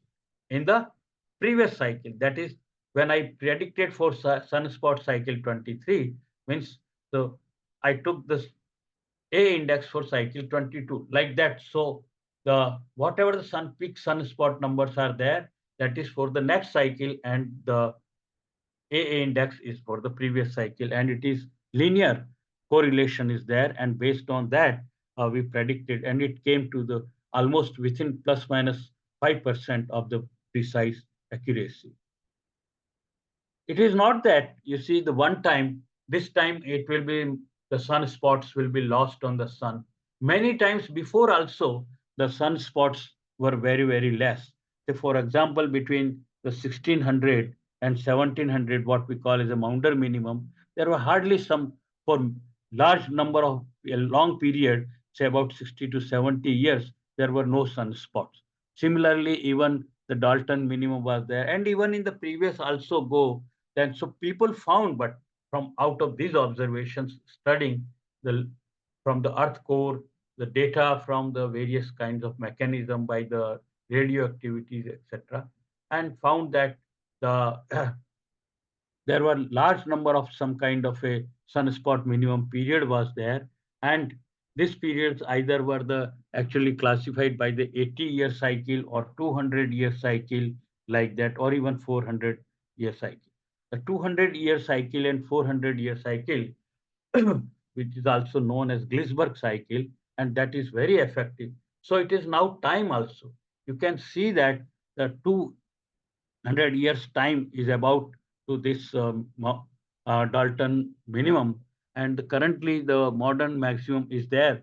So Dalton 1900 to so 2100. So we should not get surprised that rather instead of global warming, there is expected, I mean, global chilling also. And you can see that there were, whenever this sunspots minimum time, that is large gap was there during this Akbar's death time, say some six, there is a proverb, San 1605 Akbar ke lagi aach, and that was the time when there were no sunspots on the sun, and there was another which minimum I showed. So all the time, whenever the sunspots were less, on the earth, the ice storms were there. There was for long periods, snow was covered, etc. All these kinds of things happen. So now let me show you the people, because they predicted that currently, as I told in the one of my previous slides, that this current uh, modern maximum is there. So instead of that modern maximum, the people hello, is it okay? Yes, sir. Continue. Yes, sir. It's because somebody was asking something. So okay, so this modern maximum, when it was there, that is what I showed over here. So people predicted that there is a global warming.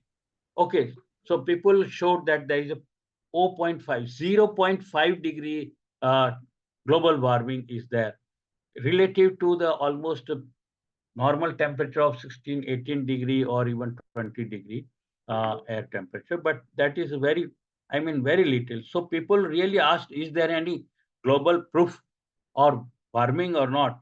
You can see that the clothes, this is some kind of a real feeling, and I would like to give you the when the almost 60 years back or 70 years back, when Meena Kumari was there in the film actress, she was wearing the full clothes. And nowadays you can see in the films this nanotechnology has come, so perhaps this appears because of global warming. So whether it is this global warming has removed the clothes of the people, or this is true or it is fake, still people are analyzing the data. In contrast to that, I would like to refer a very good research paper, and there are many kinds of science and religious uh, conclusions are derived, but let us believe in physics. So this y-axis is actually the temperature over the reach that is near north, our pole, and Greenland temperature, and they are very corrected temperature because there is no contamination. And on the x-axis, there is a 4,000 years that is before the BC and after the BC, that is AD part. And what data blue color is the real observations on that, and the green is the model fitting over there. And the model fitting is very, very precise, almost.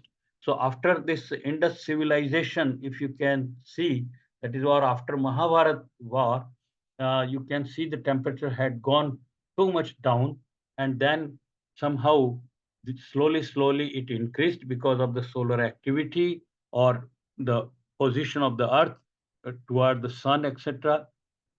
That is what we call as a warmer period, the Mion warmer period. And then that Roman period was there. The Buddha and Mahavir, when they were born at that time also, the temperature was minimum. And then Kaling war took place, which also again at that time dark age was there, temperature went down. And what I would like to but tell to you, very important physics, that whether it is now the we have crossed the Paleolithic period and we have come to the Neolithic period in this whole 4,000 of years time. If you see this, my blue temperature line, right from the beginning, from this Miami warmer period, slowly the blue line, the temperature is coming down. In between, there are peaks. In between, there are peaks, and then even the modern what we say, but it is not that much as it was 3,000 years before. So the Earth actually, our this atmosphere, it is not warming, basically it is cooling. In between, of course, we say that, oh, this year it was pretty hot, it was pretty chill, etc. But the basic physics says, because we should believe in physics, and physics says that in next, that is this century, 21st century, is likely to see the further chilling in, and our the next generation should be careful for that. Okay, why it happens so? You know that the Earth actually goes in the variety of forms uh, around the sun, the one we call as the revolution. And that revolution is in the not a circular form, but it is in the elliptical form. And that eccentricity of the elliptical or ellipticity also varies. And that variation in the eccentricity is of the period is of 1 lakh year, 100,000 years. So at every 100,000 year, there is a big change. There is a big change in the atmosphere. I will show you. Then the polar axis polar axis also changes, that rotation axis also changes, that is what we call as a tilt changes, axial changes, etc. So those periods are there, say about 23,000 years, that period is there of the axial changes, and the tilt also 41,000 years. So all these periods are meaningful for to understand the global warming on the earth or the earth's climate, etc. I'm showing you here of about the story of 400,000 years. I have temperature data on the earth and even the carbon dioxide, the dust, etc. for 10 million years. You can see on the website also, but this is the Vostok data, real observation. The blue is the temperature on the last 4 lakhs of years, and you can see that after every 1 lakh year, there was a temperature maximum. So currently we are somewhere here, and in between at every 100,000, that is 1 lakh year, there is a ice also deposition that is known as the large glacier maximum, LGM. So in between the two peaks, in between the two peaks, there is a 23,000 years cycle. There is a 41,000 year cycle also, and even the small excursions of 11-year sunspot cycles also. So after every 1 lakh year, the Earth actually undergoes to the temperature minus almost -8, -9, -10, and lots of ice is deposited, snow is deposited, almost the story of 10-story building or like that. And the life comes under the almost, I mean, vanishes, you can say. And then again, when the from the Earth, the when the volcanoes erupt, earthquakes erupt, and then carbon dioxide comes outside, that is the green line. and again temperature goes up, and again the life comes into the form. So we are lucky that we are in this period and we are able to see the various kinds of phenomena on the earth, and as well as able to study the sun. You see this sunspots, which I showed that 11-year sunspot cycle, the sun leaves its signature in the hydrosphere, that is in the oceans. You can see that the red sunspot cycle and the blue, the sea level, that also varies almost in tune with each other. So the sun actually really influences the earth in variety of ways, various forms. This is the how this earth sun leaves its signature in the hydrosphere, in the oceans. You can see here when you take the tree, its root, and cut it, and you can see the rings which I have shown over here. And those rings, you can see they are separated. You can count also, you can do the image processing, and you can count the 11-year sunspot cycle in these rings. The rings are separated by 11 years. You can see there are three very thick rings are there. There are very thin rings also there. Both kinds of are there. The thick rings says that the photosynthesis was very good, means heavy rainfall was there. You can, I mean, count like that also. And thin means there were not enough rains were there and not enough photosynthesis process. So this you can say in the plant ecology, the all the kinds of our biosphere is actually governed by the sun in varieties of forms of this. Even if you go below the Earth's surface, that is geosphere, and you can see the earthquakes as well as the volcanoes also, and you will find that the earthquakes and intense volcanoes, that is, when I say intense, means their magnitude on the Richter scale more than 5.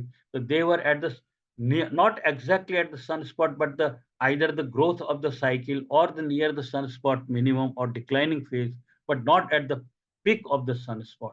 The same thing is with the volcanoes also.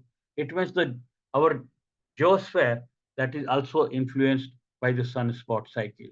It means the sunspot, that magnetic field explosion, and that is carried in the form of the magnetic plasma from the sun to the earth. It influences our earth. So you can see here how it comes in the variety of forms by the coronal mass ejections also from the sun. At the center, it is the sun. And the mass ejections, you can see on the scale how fast it is going outside the sun. And that magnetized plasma is coming down to the earth. How it comes and how it affects, you can see in this video. This is the sun actually, and you can see that the sun erupts, and even at some places it erupts. The radiations that moves outside the sun, and they move toward the earth. So this is how the material, that is magnetized plasma, is carried from the sun, and earth is at the center. And you can see that the sunward lines of force are broken, split up, and they again reconnect at the night side, and the charged particles go on the polar north pole and south pole of the earth, and they bright over there, that what we call as a polar lights or the aurora, etc. So basically, what is the model to understand this kind of explosions?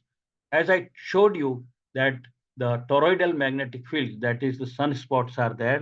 So this is the one, you can say sunspot, north polarity and south polarity, and they are connected, the sunspots, by the large number of magnetic field lines. I'm taking very simple one magnetic loop over here, and when they split up, that is disconnected or misconnected, the material goes outside. That is what we say, that the inside that plasma which was filled up, it goes outside, but when they reconnect, then at that time the pressure gradient increases, and that enhances whatever the outside material which was also trapped by it, that is the charged particles.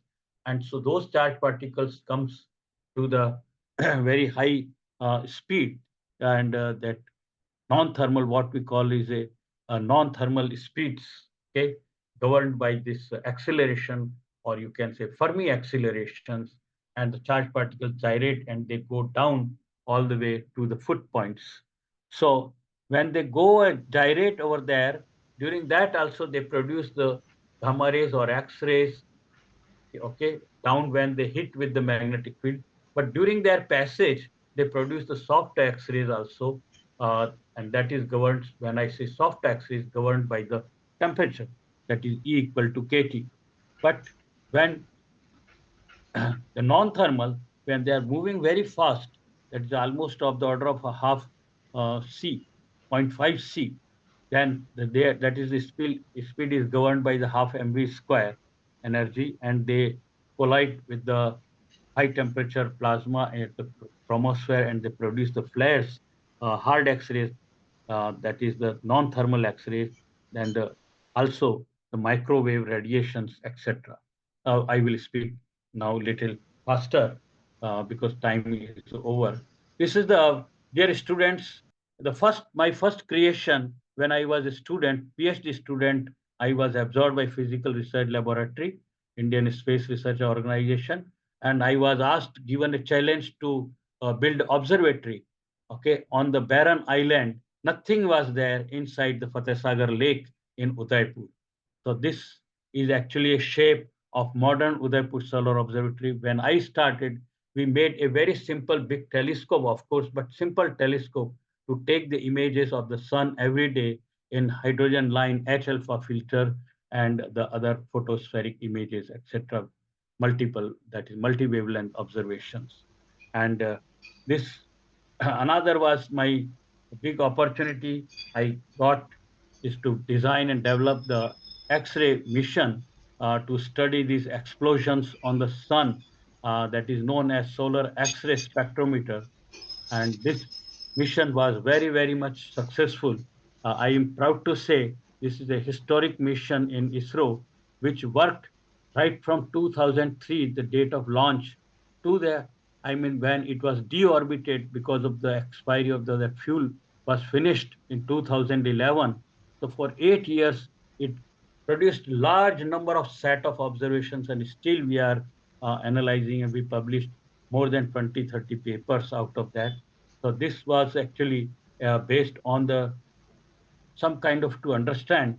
And I'm proud to say again that uh, I had blessings of our former president, Dr. Abdul Kalam, and Professor U.R. Rao, who both are not there now.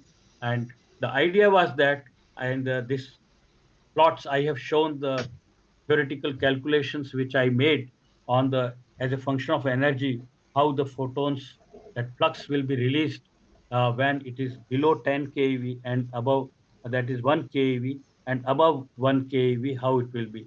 So considering various kinds of emissions, and you know that the sun has also not only hydrogen and helium, but right from the photosphere to corona, many other elements are there. And in corona, you can see many other elements, that is through the soft X-rays and EUV, etc. also.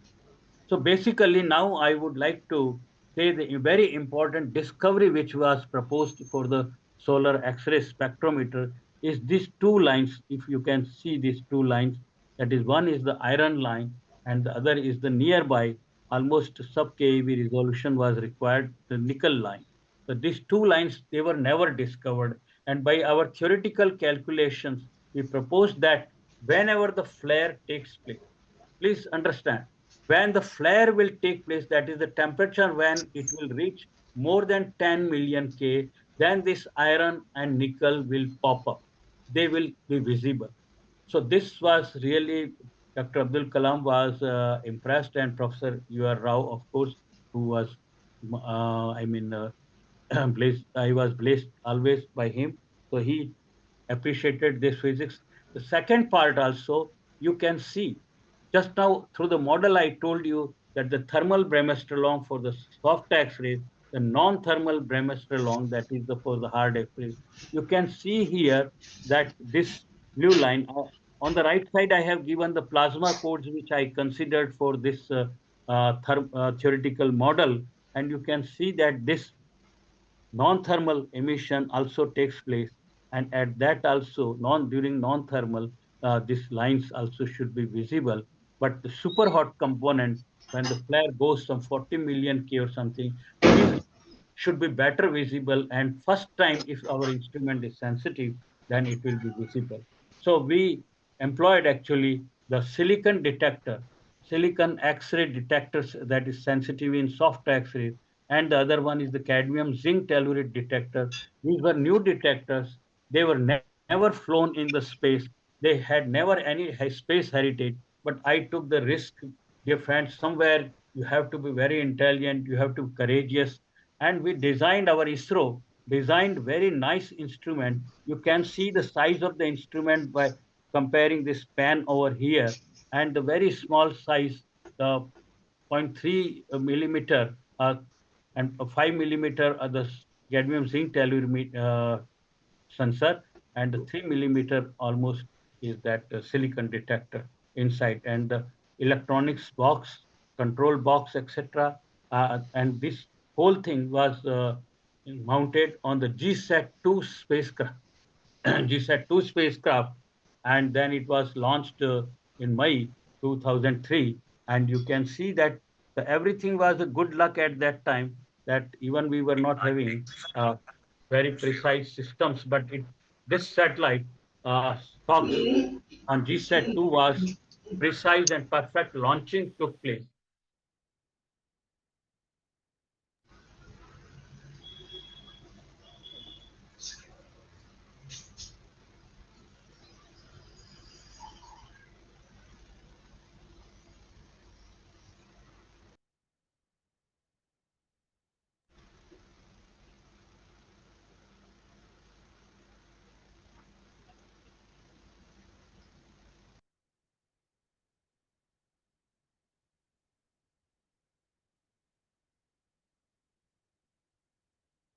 So this satellite, and coordinating with the other SOHO and other observations, we found that the large number of flares we observed in the sunspot cycle of that 23 and 24 both.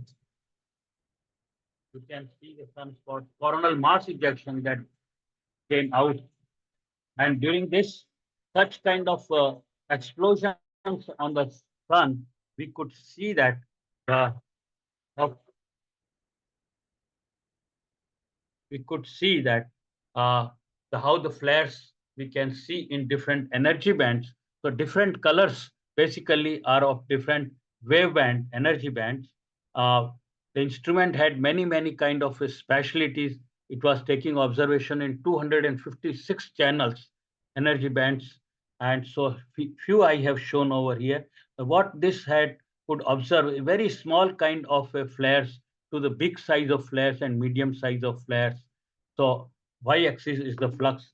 And the great discovery, which I told that the main theme was there, and we could detect the iron line and nickel line during the flares. And this enabled to discover the first time in the world this iron and nickel emission in the solar corona. And based on this, Indian Space Research Organization got the award of Fellowship of the Royal Astronomical Society. It was this discovery was recognized by the world. And another student, Arun Avasthi, who is in Poland at this time, Dr. Arun Avasthi, during his PhD, uh, and previously the Nipa Bhatt, who did the lot of work on the prediction of the sunspot amplitude.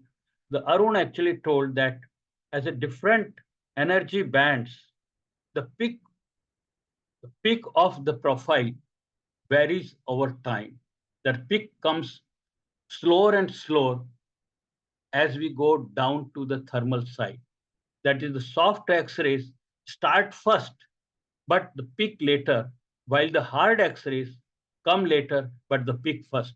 And that itself shows that how much non-thermal, that is the velocity, kinetic speed is important for that. And a lot of physics is derived from this observation. Malini Agrawal was there, who is in Bombay at this time, and she compared this hard X-ray component with the coronal mass ejection speed, and she found that whenever this hard X-ray component is higher and higher, then the coronal CME speed is also higher and higher. So what I wish to suggest all of you, please learn your Python software and tools so that you can do all these kinds of many analysis and understand. You have to derive the physics out of the various kinds of measurements. Solar radio emission, I told in that mechanism, microwave emissions are taking place.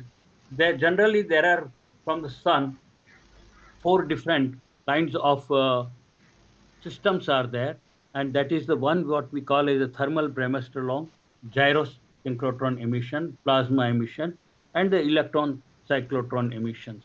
The first two, the thermal bremsstrahlung and gyro emission, they are incoherent. Incoherent means they don't move with the shoulder to shoulder, and we have to do the summation over there.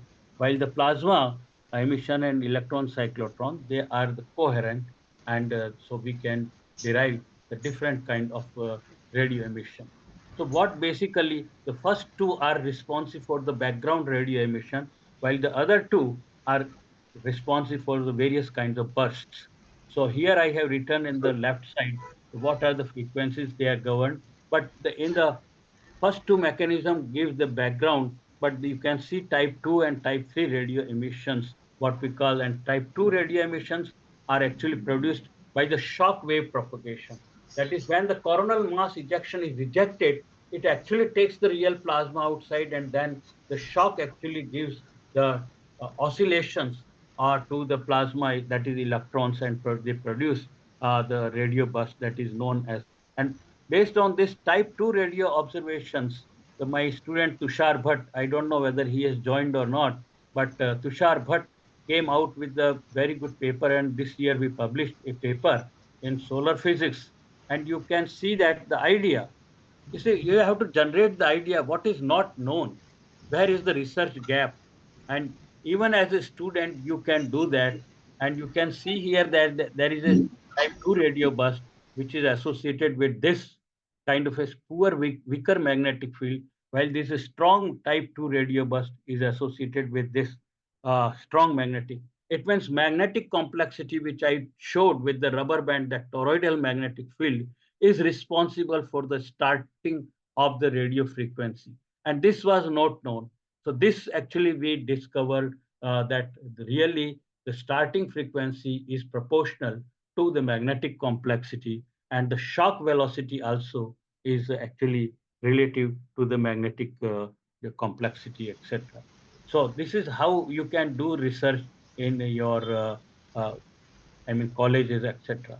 Now the time is too short, and I would like to give you the Aditya, where I was associated, and I brought the new kind of an idea to measure not all the time X-ray, but the charged particles, plasmas, and you can see that this Aditya, which is a multi-wavelength solar observatory. It is the first time the India has launched a dedicated a solar mission in the L1 orbit, that is first Lagrangian orbit, and it is a very heavy satellite of some kind of a few hundreds of tons of weight is there. That's 5 seconds. Lift off normal. You are tracking? Tracking. Magnificent lift off of PSLV C-57 with Aditya L1 on board. That's 15 seconds. PSLV C-57 का सफल उत्थापन और इसके साथ 20 second प्रथम भारतीय सौर अंतरिक्ष यान निकल चुका है सूर्य के तेज से विज्ञान को प्रकाश करने।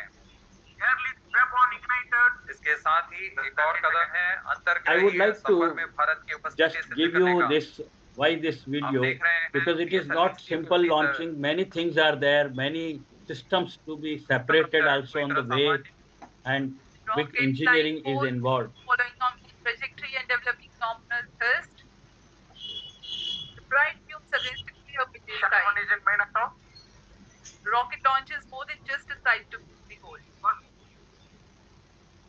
The roaring sound and the vibrations that we can feel here. Adding to this, the thrill are just amazing.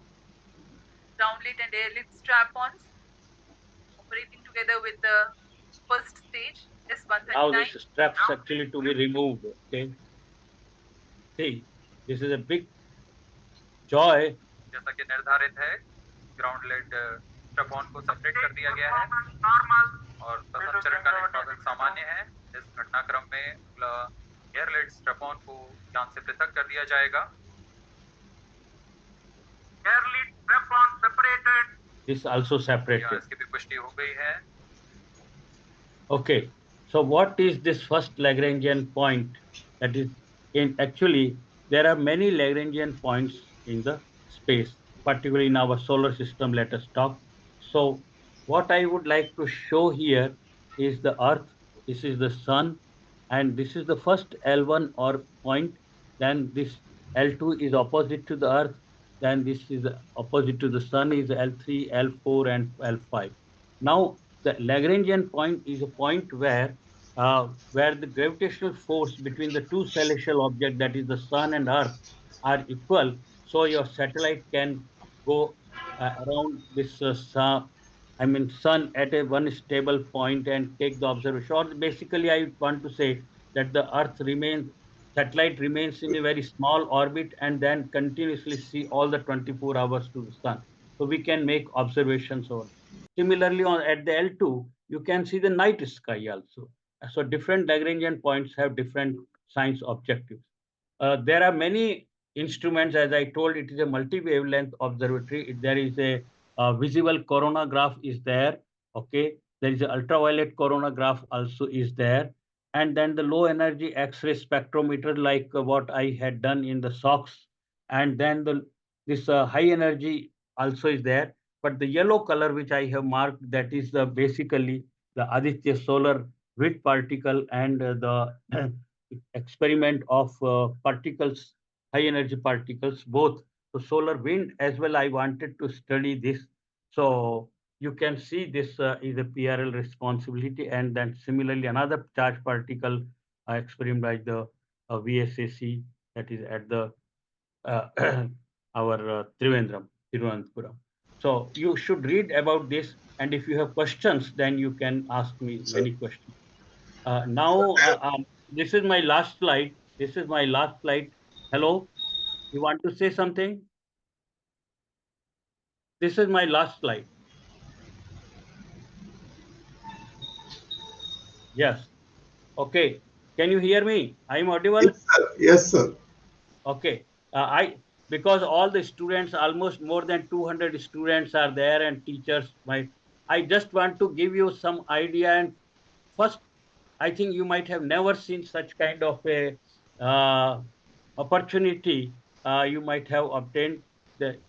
Anybody has seen the Kohinoor, name of the Kohinoor diamond? You must have heard, Yes. Yes, sir. right? But nobody might have seen, Yes. because it is in the British Museum in the England, UK. But here there was idea that there will be a total solar eclipse, and the total solar eclipse itself had a story to, I mean, Rajasthan. fabricate this Kohinoor while the Raja Ranjit Singh was the, king of Punjab.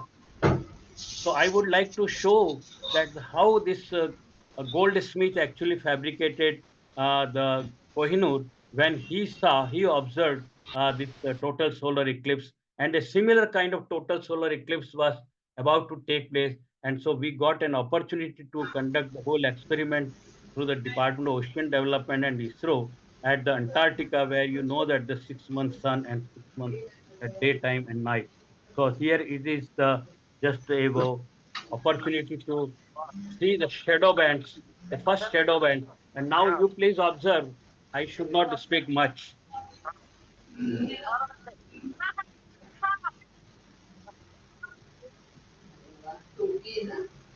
Record कर दिया उधर देखिए अभी सबसे ऊपर देखिए मैं ये पूरा ले लेता हूँ So now please see the sun at the horizon through the telescope. अब देखो कोरोना देखो beautiful streamers my god my god oh my god fantastic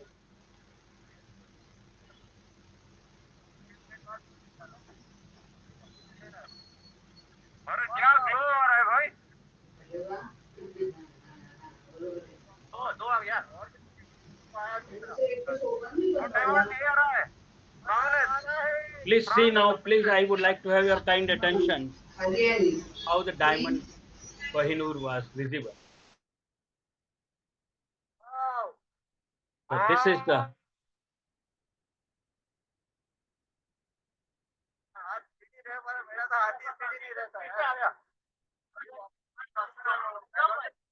so this was the diamond. Thank you very much. I need not to conclude whatever I have shown that the sun is a really variable star. It influences Earth and it has many kinds of, motivation. It is a really very good laboratory. Thank you very much for your kind attention.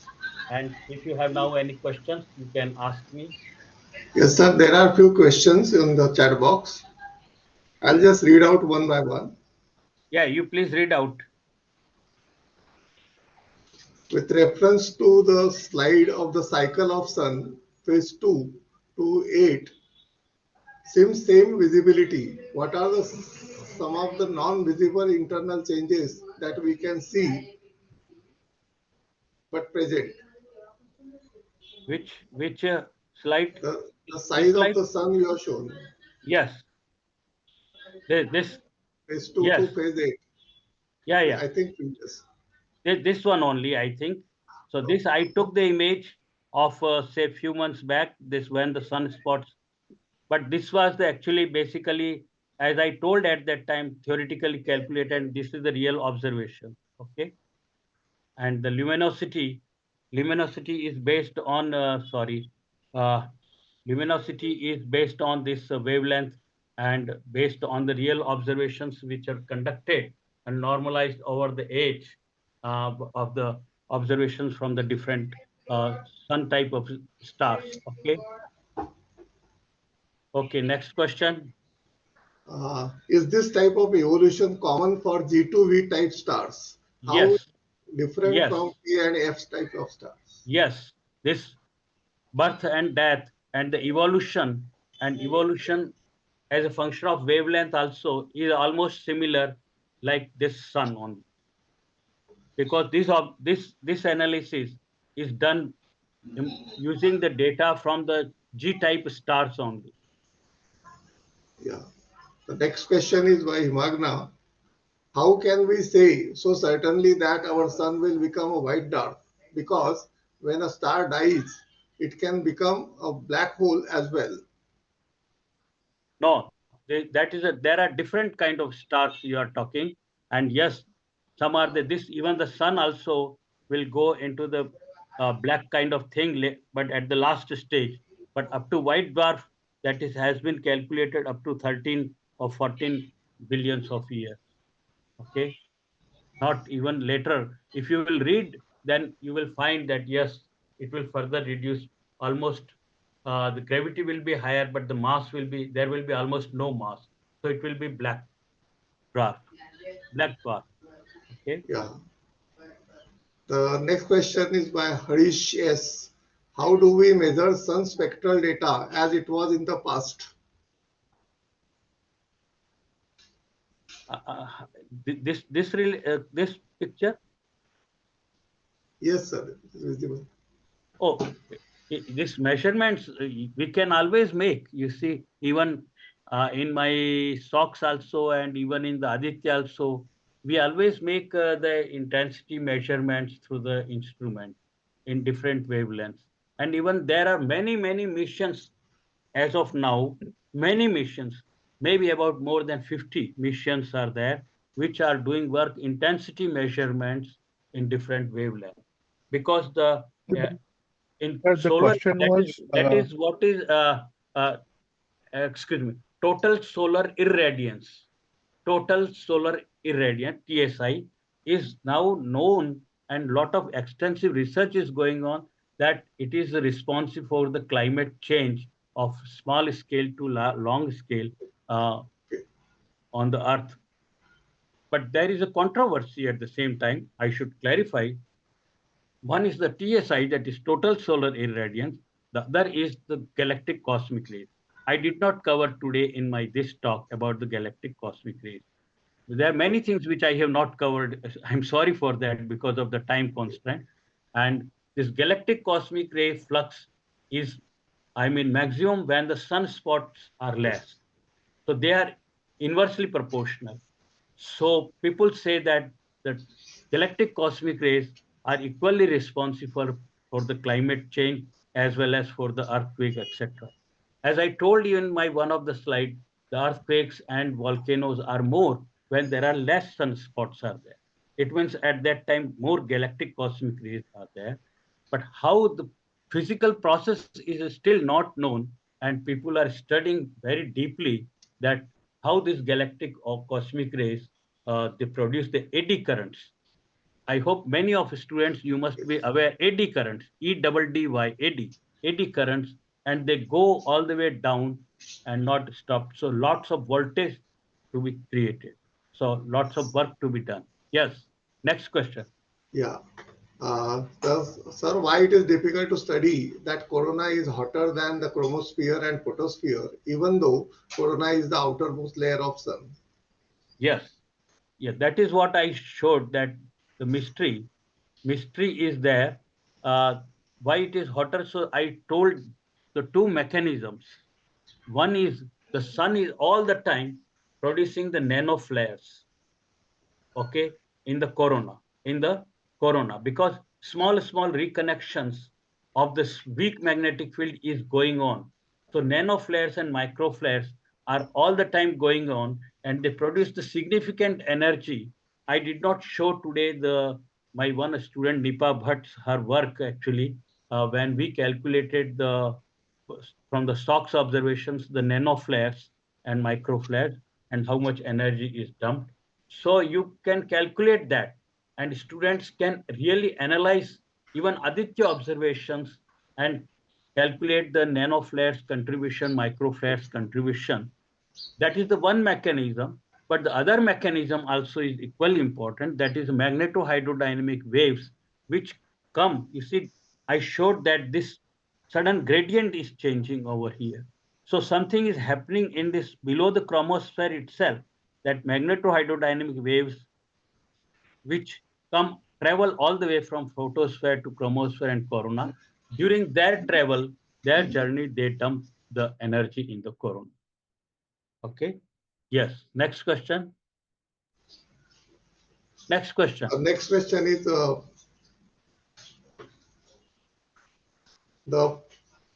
Hello. Hello. yes, sir.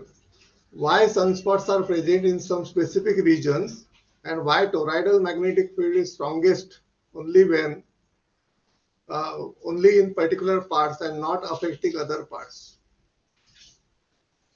The question is not clear. What Why is sunspots are present in some specific regions, and why toroidal magnetic field is strongest only in particular parts and not affecting other no, parts?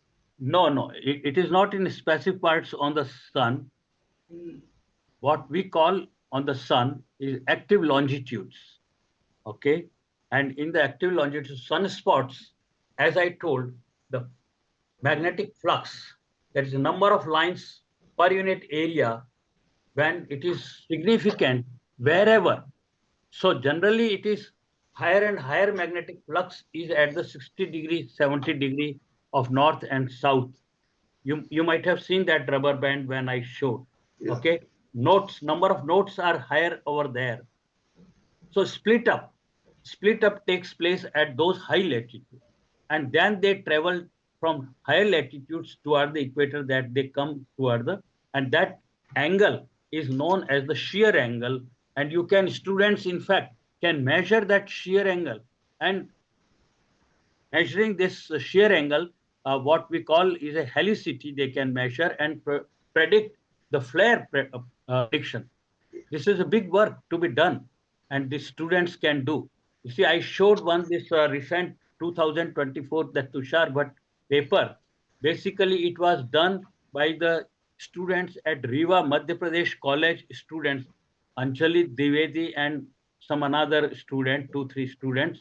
They did really work of measuring the magnetic complexity and everything. So, and now we are doing with the Professor Vanna Luthra through the IAPT and Professor Seema Vats, and in Maharashtra near Kolhapur site, Sangli, etc. the students are working to calculate the other parameters, and they are doing the work. And I think Yes. they are learning Python also. Yes. So students So there can are, do. yes. Please complete, sir. Students can do. I would really like to. My today's talk is for to motivate the students.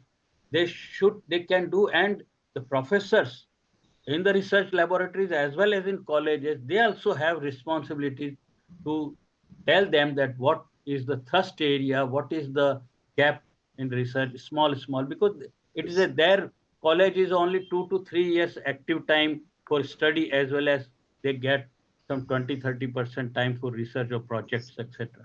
So we have to utilize their time, as we did the experiment in Madhya Pradesh, and I did even so, sunspot counting.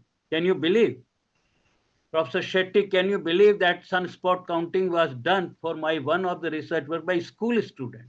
Oh, School That student, that is great. yes. Yes. And they made observations and counted also number of sunspots from the images, etc. So if you give them task, I'm sure our Indian students have a lot of potentiality and capability to deliver the new, research. sir. Good. Sir, Next. sir, there are additional questions. There are about 10 questions, and those questions will be forwarded to you, and the answers will be given to their Gmail class, G Classroom, Google Classroom. That will But be there because time I is may over not. now. I may not be able to read questions or in the Now, we'll be email sending it to you. for 1 week. Sir, For 1 week. sir, You see, Okay. generally it okay, takes a sir. lot of time. So by the time your school will be over, why don't you ask questions very fast? Can you ask questions? Next session is scheduled at 11:30. Yes. So, Sir, we have postponed the schedule to 12 o'clock. So maybe in next 5-10 minutes we can have this. okay. Yeah, we Okay. can finish up all the questions. Okay. Yes, Okay. shadow bands. Yeah. Yeah, Why and yes. how sunspots affect Earth's climate conditions? No, the one question you asked some shadow bands, right? That was earlier, I think. Okay. You see, the shadow bands are produced in our Earth's atmosphere because of this eclipse. The temperature goes down, and the pressure, as a, you know, the Biles and Charles law. So pressure also changes, and as a result of change in pressure gradient, the density varies, and that waves are produced, and those waves are known as the shadow bands, which you can see on this white sheet, which I show. I would like to motivate the students. You see, we made an instrument to measure this shadow bands and the gravity waves. See, from one eclipse, one instrument we installed in Indonesia, one in Leh Ladakh, one in Udaipur, etc., and some 4-5 stations. Uh, you have to be indigenous to design and develop the instruments also. You see, so I did that with my foreign collaborators, and we measured and we published a paper later in Nature on this. Okay, so in 1983 or something like that. I did not cover that also in this my today's presentation, but that is one another important work which can be done by students. Can yes. Next question is how the How can sunspot we influence. measure shear angle? I'm sorry. What? How can we measure shear angle of sunspots? Oh, okay. That is very easy. I think not a very tough task. Just let me go to the sun. Where is the sun disk? Here, where it was sun disk. Uh, today's sun, where it has gone. I showed somewhere today's sun. See the you can take on a paper round disk, okay, circular disk, and then plot the equator. Now you take the sunspots at north south. So centroid, please listen very carefully. Centroid of the north sunspot and centroid of the south sunspot, that is sunspot group, and extend that, connect that centroid of the sunspot and extend that line to the equator of the sun. So angle between this sunspot axial to the equator of the sun is the actually tilt, magnetic field angle, you can say, or the shear angle. I generally call as a shear angle. Now this, after every 1 hour or after every 2 hours, if you measure this, you can do with the Python very quickly. Okay, you can take the image and draw the line, and you can measure that thing. I think if Vanda Luthra is there, my one student, he developed Arun Avasti, who is in Poland, he to measure this shear angle. So you will see that during the whole rotation, that is passage of the sunspot from east to west, that shear angle will change. If it changes dramatically very high, means it is a productive. This sunspot group is very complex and it is productive to the flares and CMEs, coronal mass. Okay? Yeah.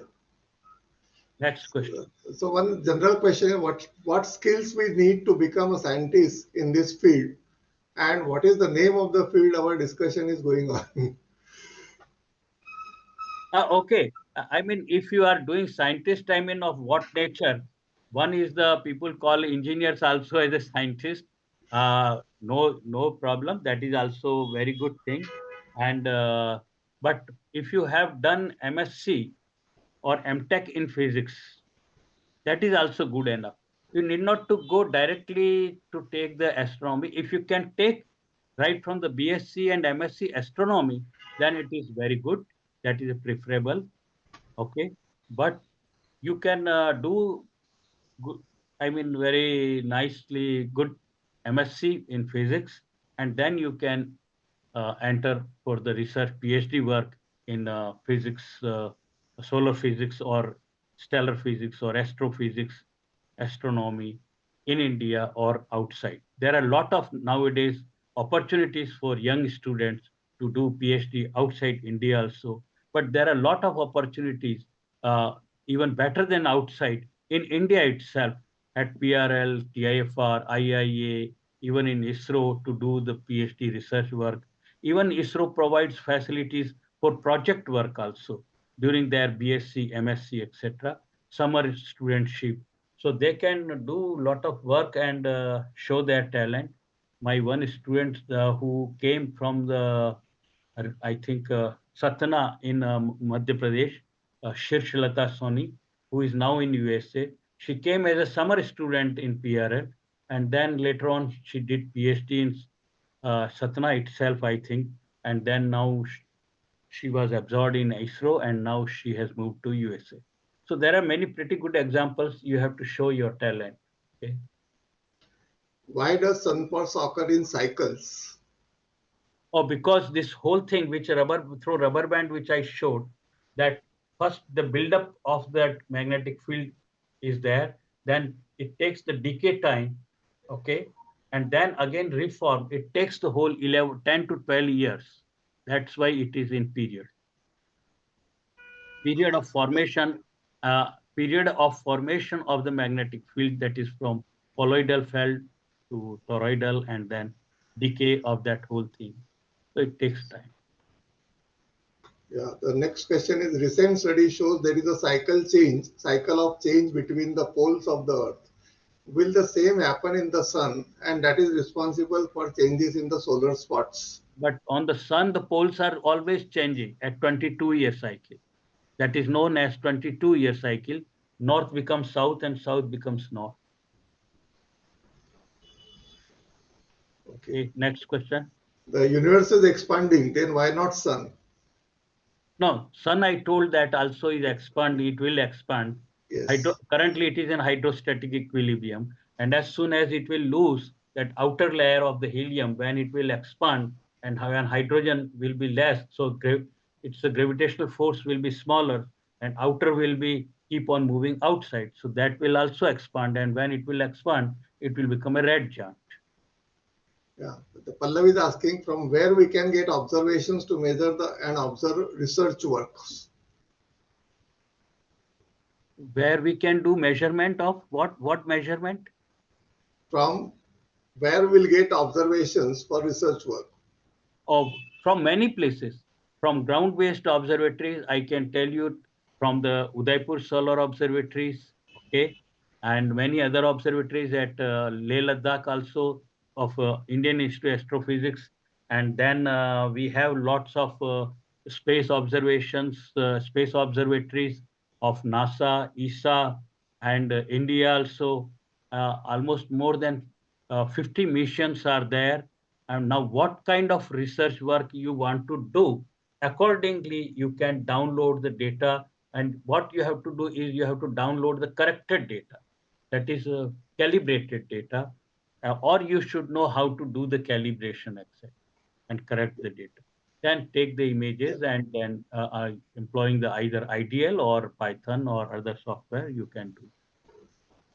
The next question is from space. Does sun appear yellow or white in absence Yellow. of atmosphere? No. Sun at the moment, the basic color of the photosphere is, as I told, G2V, so it is yellow. But what different colors I showed is because of the different wavelength observation.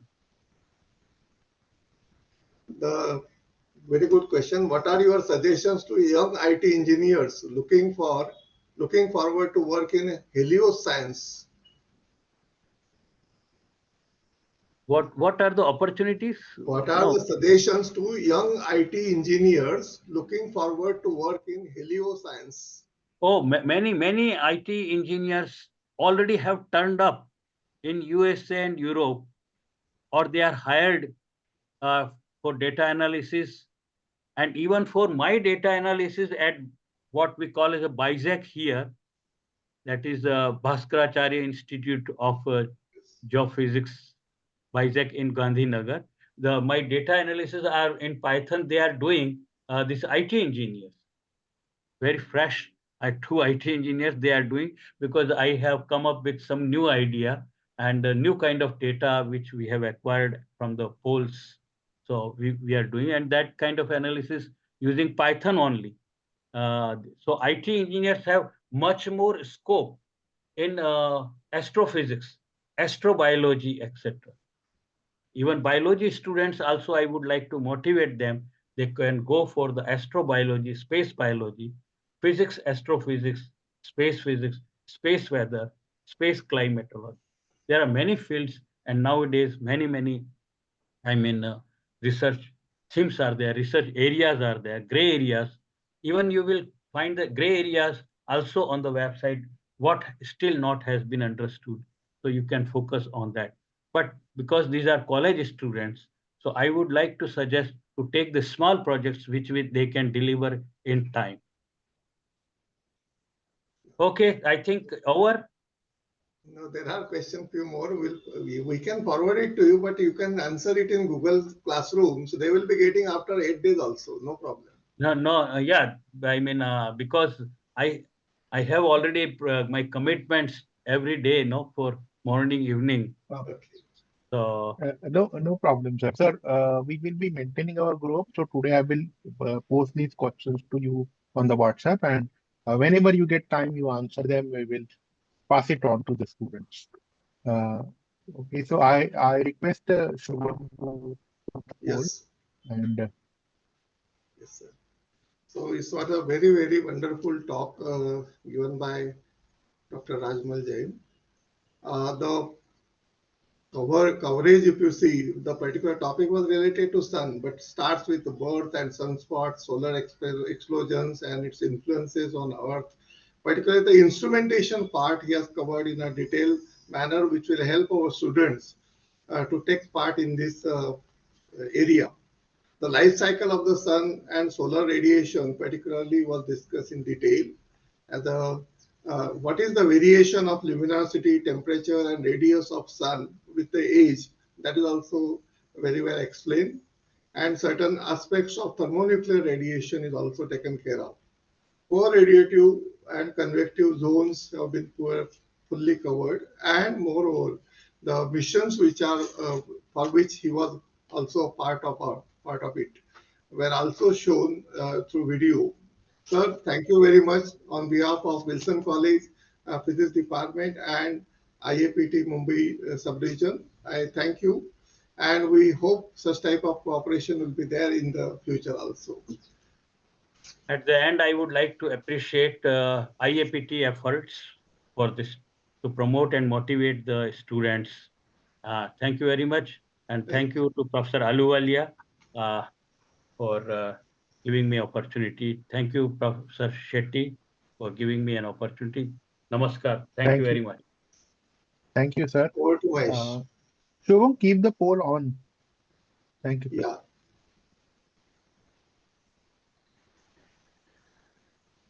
Yeah. All participants, please answer the poll. Shubham, keep the poll on. And next session we will have at 12 o'clock.